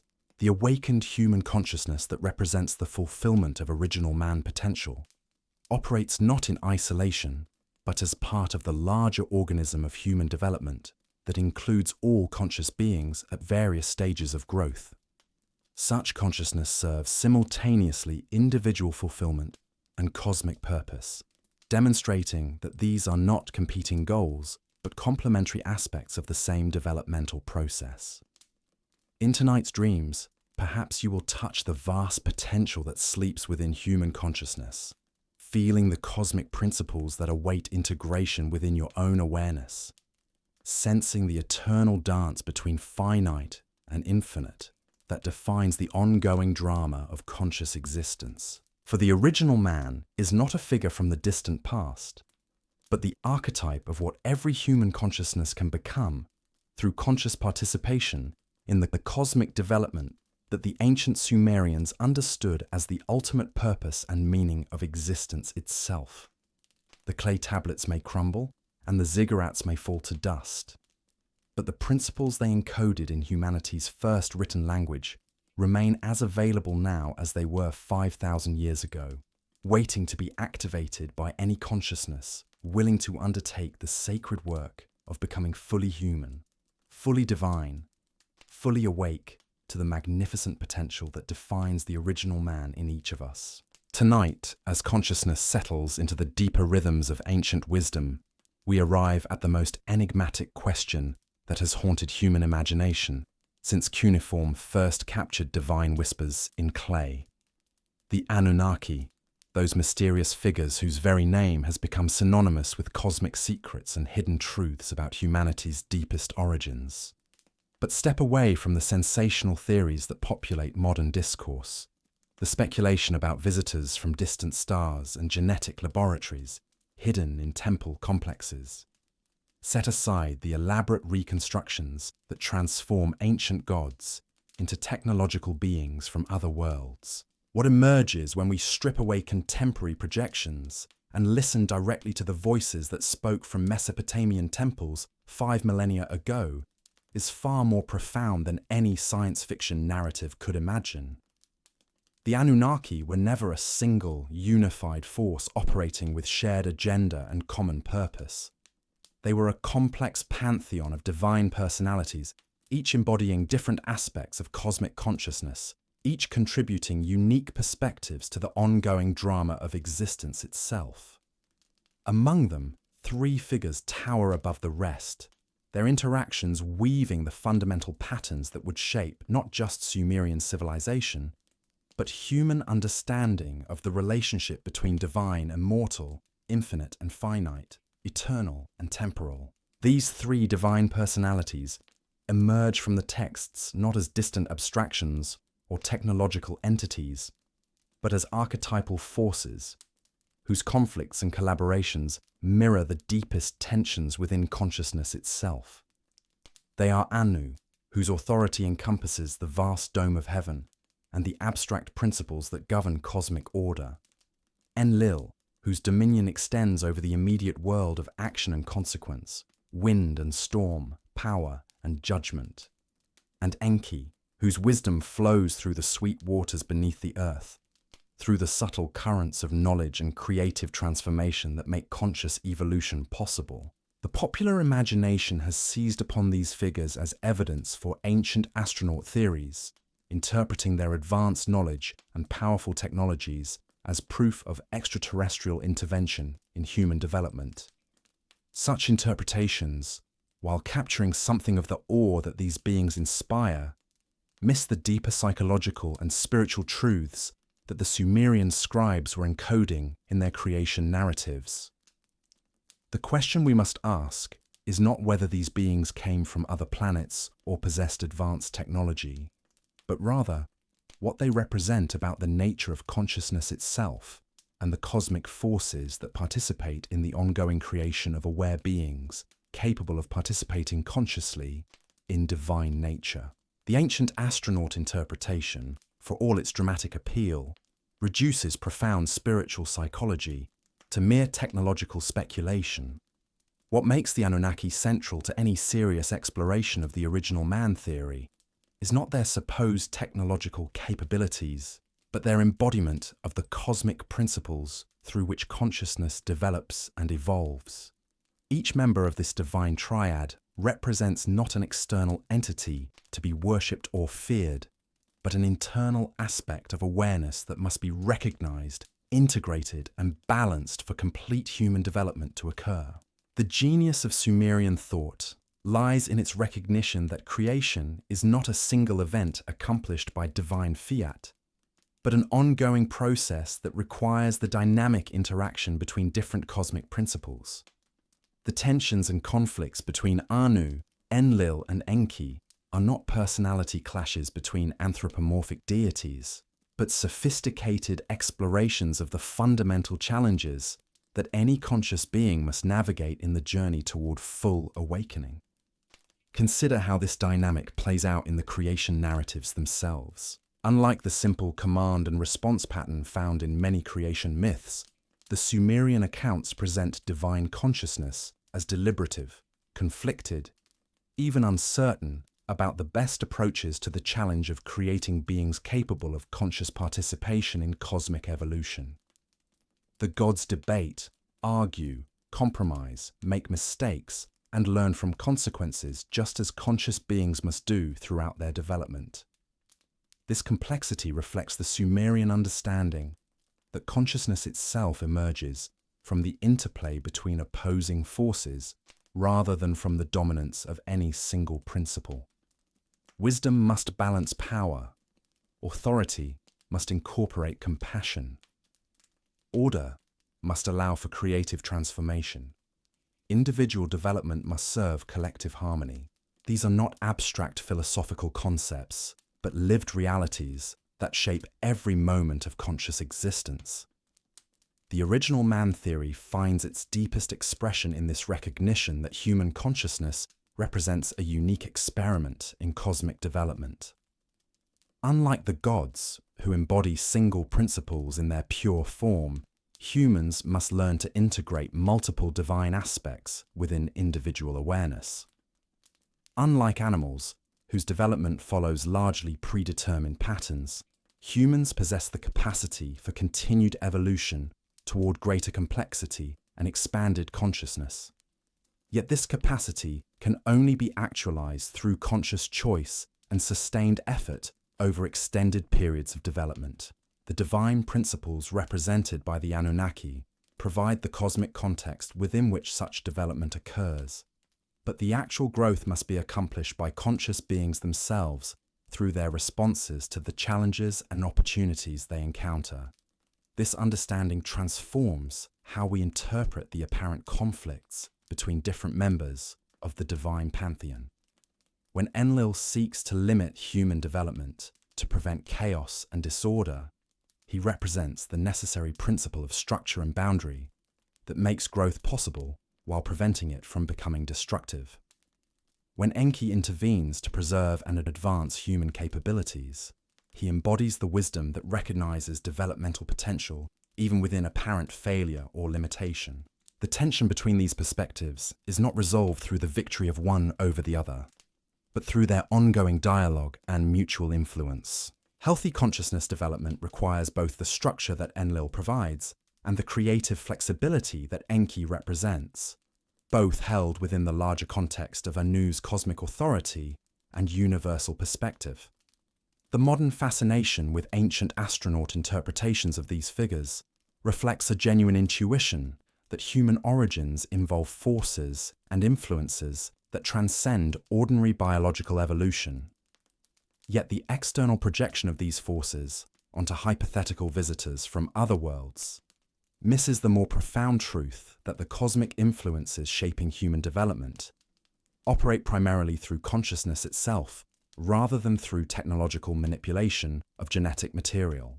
The Anunnaki represent not aliens who visited Earth in ancient times, but cosmic principles that continue to operate within and around human consciousness in every moment of existence. Their influence is not limited to some distant historical period, but remains immediately available to any awareness willing to recognize and work with the divine aspects of its own nature. The creation narratives that feature these divine figures encode not historical events, but timeless psychological and spiritual truths about how consciousness develops and evolves. The mixing of divine blood with clay represents the ongoing process through which spiritual principles incarnate within material existence. The breath of life that animates the first humans symbolizes the subtle influence through which cosmic consciousness awakens individual awareness to its divine potential. These symbols remain as relevant now as they were 5,000 years ago because they describe not ancient events, but present realities. Every moment of conscious existence involves the same fundamental dynamic between spiritual principle and material substrate. The same challenge of integrating divine aspects within individual awareness. The same potential for continued evolution toward greater wisdom, power, and integrated understanding. The scientific worldview that dominates contemporary culture has difficulty accommodating such perspectives because it operates from assumptions that separate consciousness from cosmic processes, treating awareness as an accidental byproduct of material complexity rather than a fundamental aspect of existence itself. The Sumerian worldview, by contrast, recognizes consciousness as the primary reality within which material forms emerge and evolve. This does not mean rejecting scientific discoveries about biological evolution or cosmic development, but rather placing them within a larger context that recognizes the role of consciousness in shaping the very processes that science studies. The Anunnaki represent not alternatives to natural processes, but the conscious principles through which natural processes serve the larger purposes of cosmic evolution. The original man theory, when understood within this framework, reveals humanity not as the product of external manipulation by advanced beings, but as conscious participants in cosmic development whose choices and growth contribute directly to the ongoing evolution of existence itself. We carry within our individual awareness the same divine principles that the Anunnaki represent, waiting to be activated through proper understanding and sustained practice. The mystery we are called to decode is not the historical identity of ancient visitors, but the present reality of divine consciousness operating within and through human awareness. The cosmic drama enacted by Anu, Enlil, and Enki continues to unfold within every individual who undertakes the patient work of integrating divine principles within personal development. As we prepare to explore these divine figures in their individual complexity and unique contributions to human consciousness development, remember that we are not studying ancient mythology, but investigating living wisdom that remains immediately relevant to contemporary questions about human nature and potential. The gods may speak to us in archaic language from tablets older than recorded history, but their voices carry truths that illuminate the deepest questions of existence itself. The cuneiform symbols pressed into wet clay by Sumerian scribes encoded not just stories about divine beings, but maps of consciousness development that reveal the pathways through which human awareness can evolve toward its full divine potential. The Anunnaki are not figures from the distant past, but archetypal forces whose influence shapes every moment of conscious existence, waiting to be recognized and integrated by any awareness willing to undertake the sacred work of becoming fully human. Tonight, as your consciousness prepares to journey deeper into these ancient mysteries, sense the cosmic principles that operate within your own awareness, the eternal dance between structure and creativity, power and wisdom, individual will and universal purpose that defines the ongoing drama of conscious existence. For in understanding the divine forces that the Sumerians encoded in their creation narratives, we begin to understand the cosmic influences that continue to shape human development in every generation. The Anunnaki enigma is not a puzzle to be solved through archaeological discovery or technological analysis, but a mystery to be lived through conscious participation in the divine principles they represent. Their legacy lives not in ancient ruins or hidden artifacts, but in the awakened human consciousness that recognizes itself as the living temple where heaven and earth meet, where finite and infinite dance together in the eternal choreography of existence. In your dreams tonight, perhaps you will sense the vast intelligence that speaks through the apparent chaos of existence, the cosmic consciousness that expresses itself through the interplay of forces that seem to conflict, but actually collaborate in the magnificent project of conscious evolution. For the Anunnaki were never separate beings operating from external locations, but aspects of the divine nature that every human consciousness carries within itself, waiting to be awakened through the patient work of integration that transforms ordinary awareness into the original man that represents humanity's highest potential and deepest truth. Human consciousness stands at the threshold between worlds, capable of either fulfilling its cosmic purpose as a bridge between divine and earthly awareness, or remaining trapped in limited patterns that prevent full realization. The choice belongs to each individual, but the cosmic support represented by the Anunnaki remains constantly available to any awareness willing to recognize and cooperate with the divine forces that seek expression through human development. The enigma we are called to decode is not the mystery of who the Anunnaki were, but the deeper mystery of who we are called to become through conscious participation in the cosmic principles they represent. In understanding their eternal dance of creation, preservation, and transformation, we discover the sacred choreography that guides our own journey toward the integrated awareness that the original man theory reveals as humanity's ultimate destiny and deepest truth. The whispers grow deeper now, carrying us toward revelations that challenge not just what we think we know about ancient mythology, but what we understand about the very nature of human consciousness and its cosmic connections.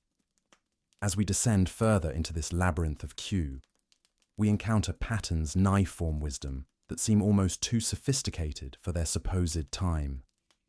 Insights that feel remarkably contemporary despite their antiquity. The original man theory, as it emerges from the complete Sumerian corpus, reveals something that modern archaeology and anthropology struggle to explain adequately. How did a civilization that had only recently invented writing develop such nuanced understanding of psychological integration, cosmic hierarchy, and consciousness development?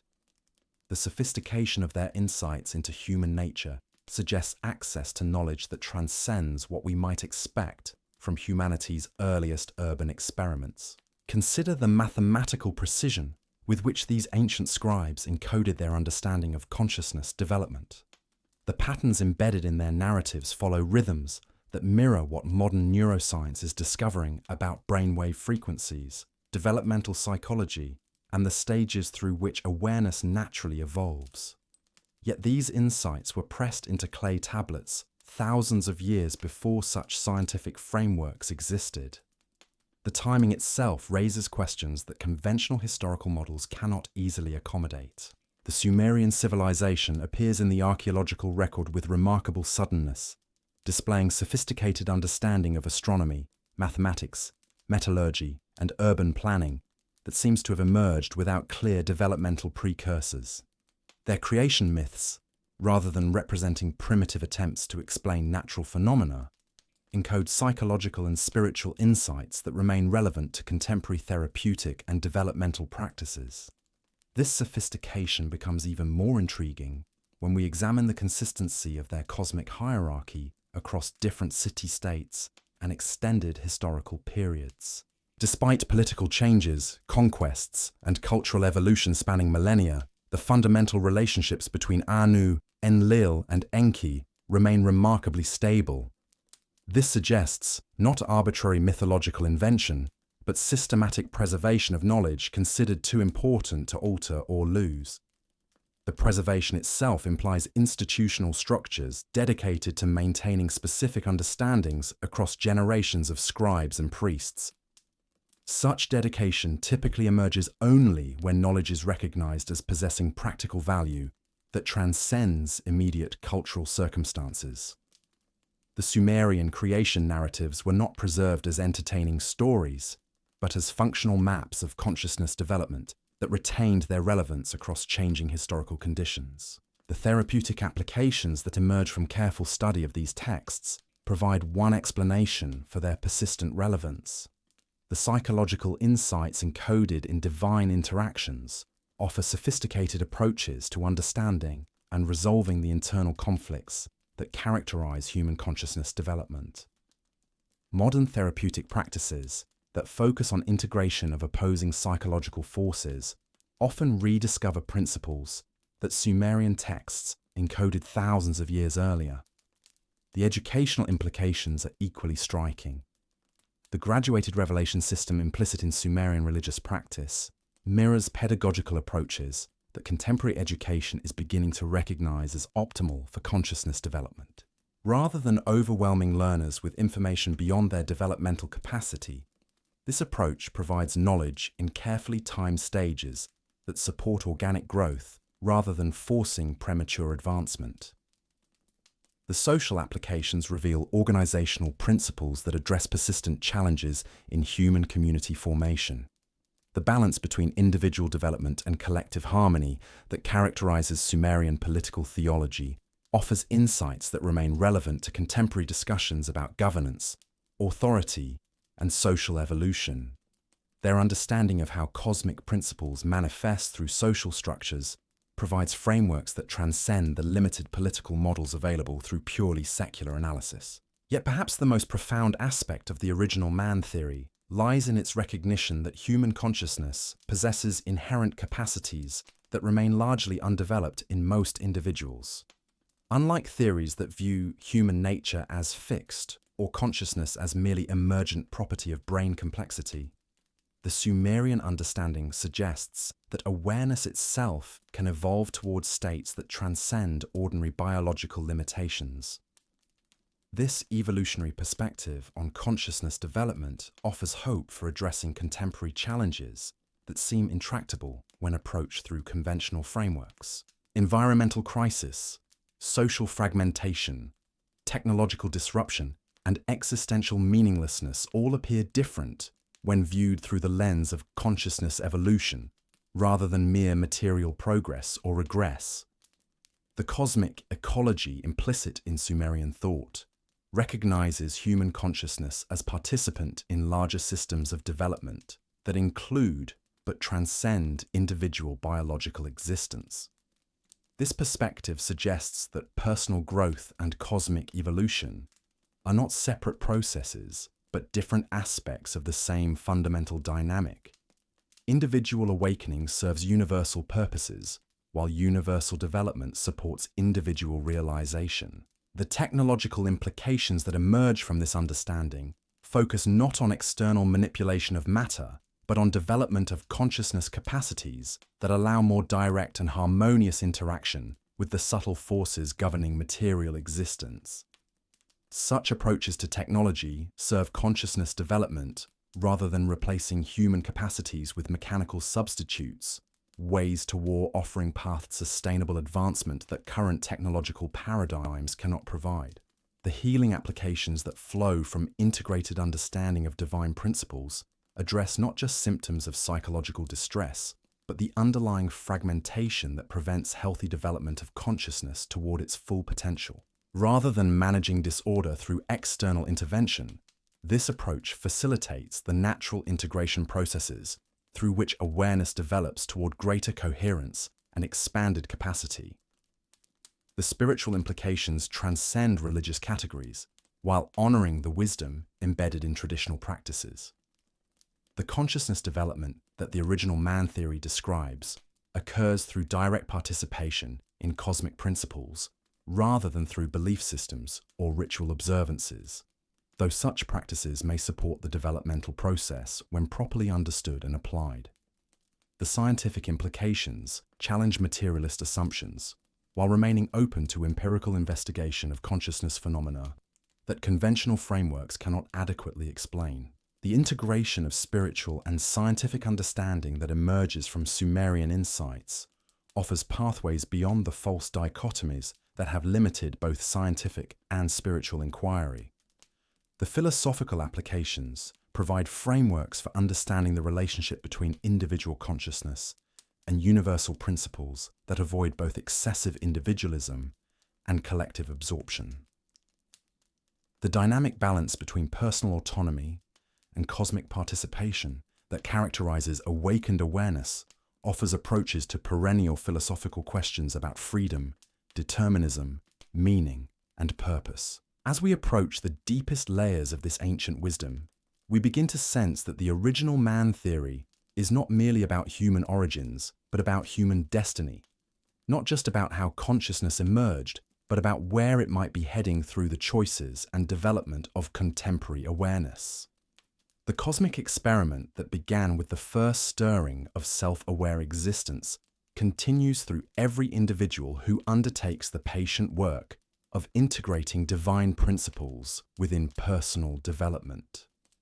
The Sumerian scribes who pressed these insights into clay understood themselves as participants in ongoing creation rather than merely observers of completed events. Their creation narratives encode not just cosmological speculation, but practical guidance for conscious beings seeking to fulfill their potential as bridges between earthly and heavenly awareness, between finite experience and infinite possibility. The questions that drew us into this exploration of ancient mysteries reveal themselves as contemporary challenges that each generation must address anew. Who are we? Why are we here? What forces shape not just our bodies, but our consciousness itself? How can individual development serve cosmic purposes, while cosmic evolution supports individual realization? The answers embedded in cuneiform wisdom suggest that these questions cannot be resolved through intellectual analysis alone, but require lived experience of the consciousness development that transforms ordinary awareness into the integrated understanding that the original man archetype represents.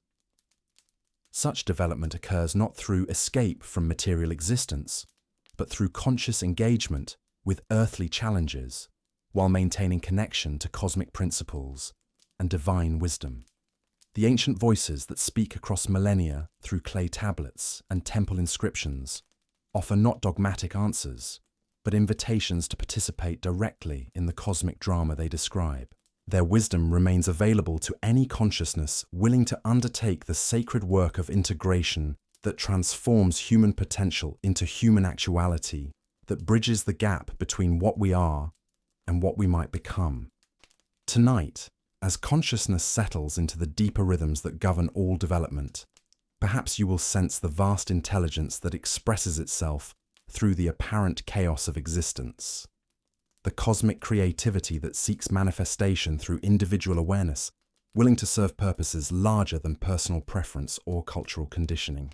The original man is not a figure from the distant past, but a potential that exists within every human consciousness, waiting to be activated through conscious participation in the divine principles that the ancient Sumerians understood as the fundamental forces governing all existence. The clay tablets may crumble, and civilizations may rise and fall, but the consciousness development they describe continues through every individual willing to recognize their participation in cosmic evolution, their capacity to embody divine principles within material existence, their calling to serve as conscious bridges between the worlds of matter and spirit, time and eternity, human limitation and divine possibility. In the silence that follows these ancient whispers, in the space between waking and sleeping where wisdom takes root, the original man theory reveals its deepest secret, that the cosmic drama enacted by Anu, Enlil, and Enki was never about external deities commanding from distant heights, but about the divine forces that operate within every moment of conscious existence. waiting to be recognized, integrated, and expressed through awakened human awareness that has remembered its true nature and cosmic purpose. The mystery we have journeyed to decode dissolves not into answers, but into recognition, not into knowledge, but into being, not into understanding, but into the lived reality of consciousness that has awakened to its own divine nature and cosmic responsibility. For in the end, the original man theory is not theory at all, but invitation to become what we have always been beneath the layers of forgetting, conscious expressions of divine creativity, living temples where heaven and earth dance together in eternal celebration of the magnificent potential that defines the deepest truth of human existence. The great revelation we have approached through these ancient corridors now opens before us like dawn breaking over the first ziggurat. Yet even as we glimpse the profound truths encoded in humanity's earliest written memories, we must pause to acknowledge how deeply these insights have been obscured by modern speculation and sensationalized interpretation. The very names that have guided our journey, Anu, Enlil, and Enki, have been swept up in contemporary theories that paint them as visitors from distant stars. Genetic engineers manipulating primitive human DNA in laboratory temples hidden beneath desert sands.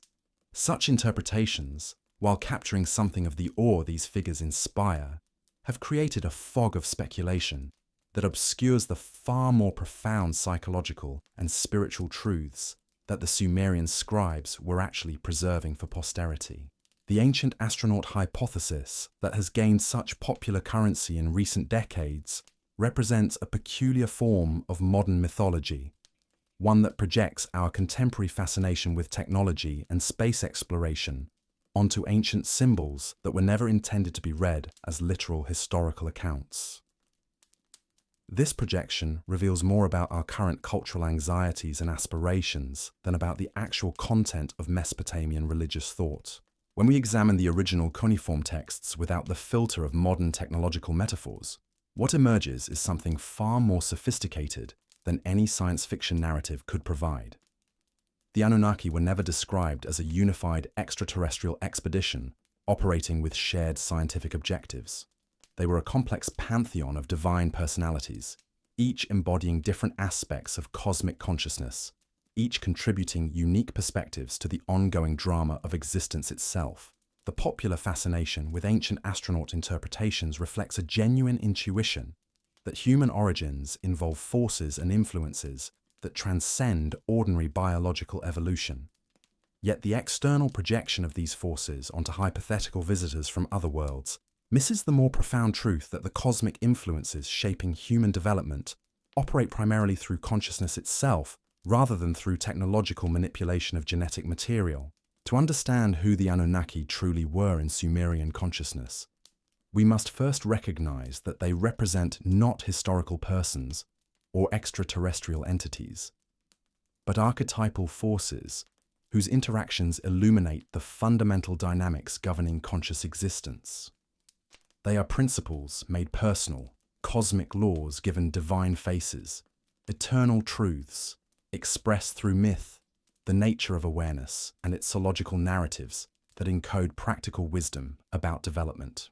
Among the hundreds of divine figures that populate and conscious development, the Sumerian understanding of cosmic governance, the core of what we might call their relationships with each other and with humanity, form consistency across different city-states and historical periods.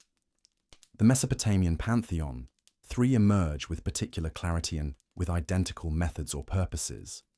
Yet hierarchy, nor do they operate, are not equals. In this, their interactions weave the fundamental patterns that would shape not just ancient civilization, but human. They embody the essential not through arbitrary literary convention, but because apparent conflicts and collabor evolves.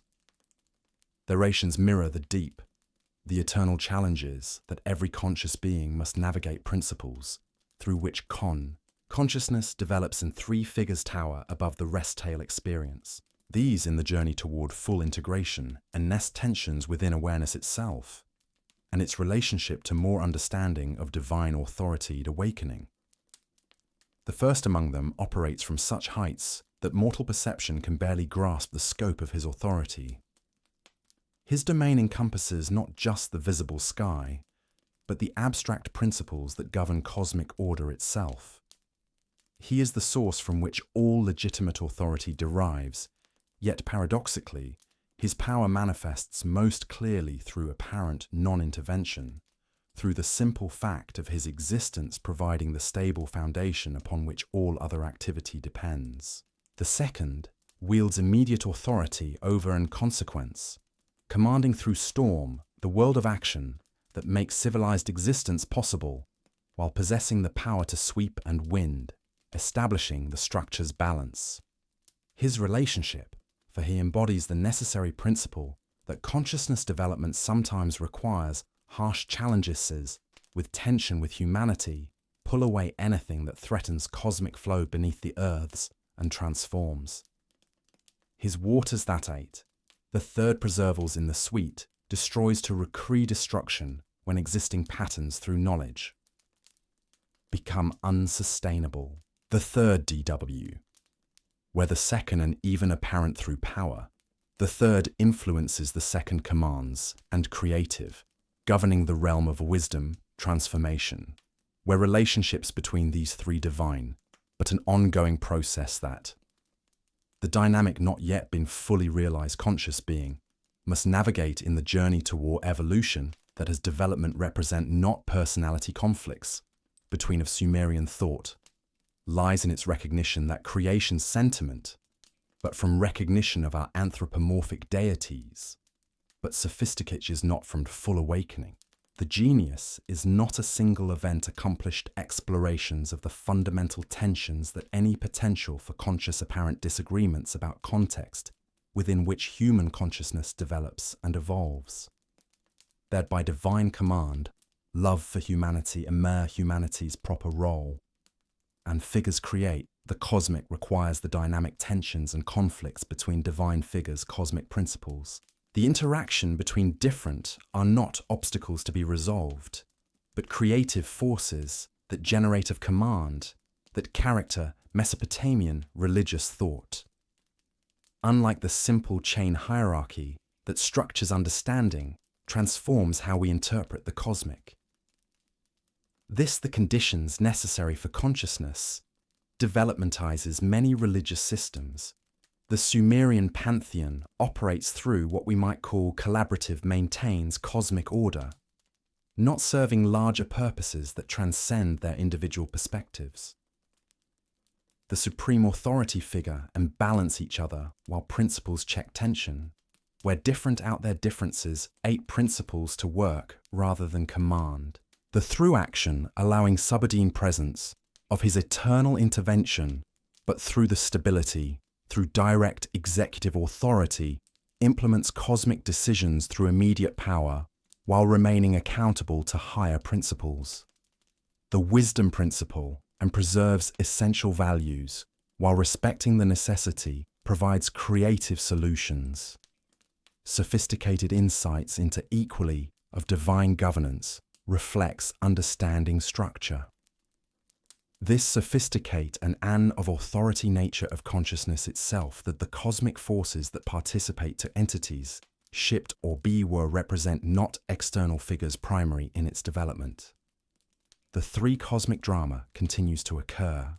There be recognized, integrated, and balanced human development Todd for complete that must of awareness aspects feared, but internal unfold within every individual consciousness that undertakes the patient work of integration and growth.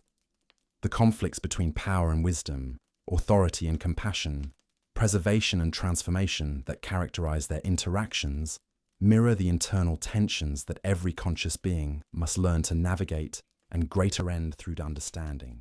The original integration and transcend eventually experiment in cosmic development, a unique that human consciousness represents recognition ist expression in this its deep man theory finds. This integration cannot through genetic learn to integrate form. Humans multiple divine must their purity single the awareness. Unlike principles in who M figures or technological intervention programming be achieved automatically, divine aspects within individual don't ate with the development. The cosmic consciousness learns to recognize and cope that emerges when operate not through external manipulation, but through the subtle guidance influences that shape human development effort over extended periods of, but requires conscious choice and sustained divine principles that already exist within its own structure. The Anunnaki represent not aliens who visited Earth in ancient times, but cosmic principles that continue to operate within and around human consciousness in every moment of existence. The creation narratives that feature these divine figures encode not historical events, but timeless psychological of consciousness, Capac in modern interpretations, representatives that transcend not literal devices, but symbolic descriptions and ordinary biological limitations. The unspiritual truths about how consciousness develops and evolves. The attributed to them apparent technologies and advanced capabilities mixing of divine essence with earthly clay that characterizes many Sumerian creation accounts describes not genetic engineering but the ongoing process consciousness awake through which cosmic humans symbolates the first, eases the subtle influence in individual of life that anim through which spiritual awareness to material existence. The breath principles incarnate within its divine potential. These symbols remain but present events, not ancient, the same moment. Every of conscious existence involves they describe five relevant now as they were 1,000 years ago because realities, as principal spiritual fundamental dynamic between a material substrate, the same challenge of integrating divine aspects within individual awareness, the same potential for continued evolution toward greater wisdom, power, and integrated understanding. The scientific worldview that dominates contemporary culture has difficulty accommodating such perspectives because it operates from assumptions that separate consciousness from cosmic processes, treating awareness as an emergent property of material complexity rather than a fundamental aspect of existence itself. The Sumerian worldview, by contrast, recognizes consciousness as the primary reality within which material forms emerge and evolve. The mystery that draws us deeper into these ancient texts is not the historical identity of supposed ancient visitors, but the present reality of divine consciousness operating within and through human awareness. The cosmic drama enacted by these three divine figures continues to unfold within every individual who undertakes the patient work of integrating divine principles within personal development. As we prepare to explore each of these archetypal forces in their individual complexity and unique contributions to human consciousness development, remember that we are not studying ancient mythology, but investigating living wisdom that remains immediately relevant to contemporary questions about human nature and potential. The gods may speak to us in archaic language from tablets older than recorded history, but their voices carry truths that illuminate the deepest questions of existence itself. The cuneiform symbols pressed into wet clay by Sumerian scribes encoded not just stories about divine beings, but maps of consciousness development that reveal the pathways through which human awareness can evolve toward its full divine potential. These archetypal forces are not figures from the distant past, but aspects of cosmic consciousness whose influence shapes every moment of aware existence, waiting to be recognized and integrated by any consciousness willing to undertake the sacred work of becoming fully human. Tonight, as your awareness prepares to journey deeper into these cosmic mysteries, sense the divine principles that operate within your own consciousness, the eternal dance between structure and creativity, power and wisdom, individual will and universal purpose that defines the ongoing drama of aware existence. For in understanding the divine forces that the Sumerians encoded in their creation narratives, we begin to understand the cosmic influences that continue to shape human development in every generation. The archetypal patterns that guide consciousness toward its ultimate fulfillment as conscious expression of divine creativity itself. The enigma we are called to decode reveals itself not as a puzzle to be solved through archaeological discovery or technological analysis, but as a mystery to be lived through conscious participation in the divine principles these figures represent. Their legacy lives not in ancient ruins or hidden artifacts, but in the awakened human consciousness that recognizes itself as the living temple where heaven and earth meet, where finite and infinite dance together in the eternal choreography of existence. Human consciousness stands at the threshold between worlds, capable of either fulfilling its cosmic purpose as a bridge between divine and earthly awareness, or remaining trapped in limited patterns that prevent full realization. The choice belongs to each individual, but the cosmic support represented by these archetypal forces remains constantly available to any awareness willing to recognize and cooperate with the divine aspects of its own nature. The whispers that have carried us this far grow deeper still, drawing us towards the sacred chambers where the God of wisdom dwells, where humanity's true genesis unfolds not through technological manipulation, but through the patient work of consciousness development that transforms clay into vessels capable of containing divine essence.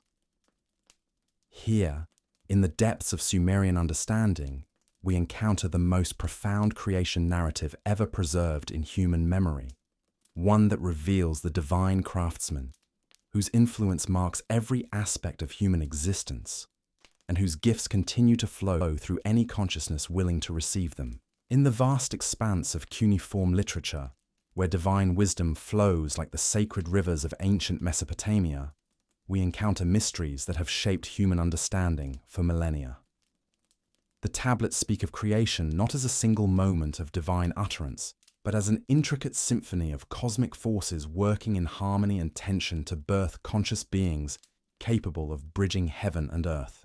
The God whose domain encompasses the sweet waters beneath the world operates through subtlety and gradual revelation. His influence moves like underground streams, invisible to surface observation, yet nourishing everything that grows above. Unlike the thunderous proclamations that characterize other divine interventions, this deity's gifts emerge through inspiration, through the sudden insight that illuminates previously incomprehensible patterns, through the creative spark that transforms raw material into expressions of conscious artistry. Consider how wisdom itself operates within human experience. It rarely arrives through dramatic revelation or overwhelming vision, but rather through the patient accumulation of understanding that allows consciousness to perceive connections previously hidden. The ancient texts describe this process with remarkable sophistication, recognizing that true knowledge cannot be imposed from without, but must be cultivated within through sustained attention and practice. The creation hymns speak of humanity's formation not as mechanistic assembly, but as artistic endeavor, each conscious being shaped with the care that master craftsmen bring to their finest work. The divine architect who oversees this process understands that consciousness requires both structure and freedom, both guidance and independence, both roots in eternal principle and wings for individual expression. This understanding transforms our perception of human potential and responsibility. We are neither passive recipients of predetermined fate, nor isolated individuals struggling against indifferent cosmos. Instead, we emerge as conscious participants in ongoing creation, beings endowed with capacities that reflect divine attributes, yet remain genuinely our own to develop and express. The relationship between wisdom and power reveals itself as central to all conscious development. Raw force, however impressive, cannot create the conditions within which awareness flourishes. True authority emerges not from domination, but from understanding, not from control, but from service to larger purposes that transcend personal ambition or immediate gratification. As the last cuneiform impressions fade into the gentle rhythm of approaching sleep, we carry with us a revelation far more profound than any modern speculation could provide. The original man theory, decoded through the ancient wisdom of Anu, Enlil, and Enki, reveals not extraterrestrial intervention or genetic manipulation, but something infinitely more magnificent: the recognition that human consciousness itself is the cosmic laboratory where divine principles converge and evolve. In the sacred trinity of Sumerian understanding, we discover not alien architects, but archetypal forces that continue to shape every moment of aware existence. Anu's eternal authority flows through our capacity for abstract thought and universal principle. Enlil's executive power manifests in our ability to transform vision into reality, to impose conscious will upon the malleable substance of existence. Enki's transformative wisdom emerges through our gift for creative solutions, for seeing connections that transcend surface appearances, for participating consciously in the ongoing evolution of awareness itself.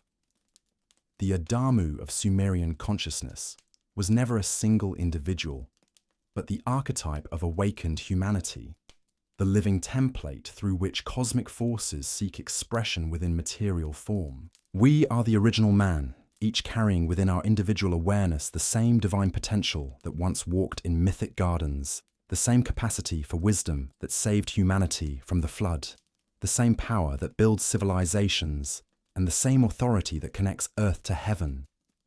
Tonight, as these ancient whispers carry you into dreams where gods and mortals dance together in eternal choreography, remember that the cosmic drama of creation continues through every choice you make, every insight you receive, every moment when wisdom guides power in service of something greater than yourself.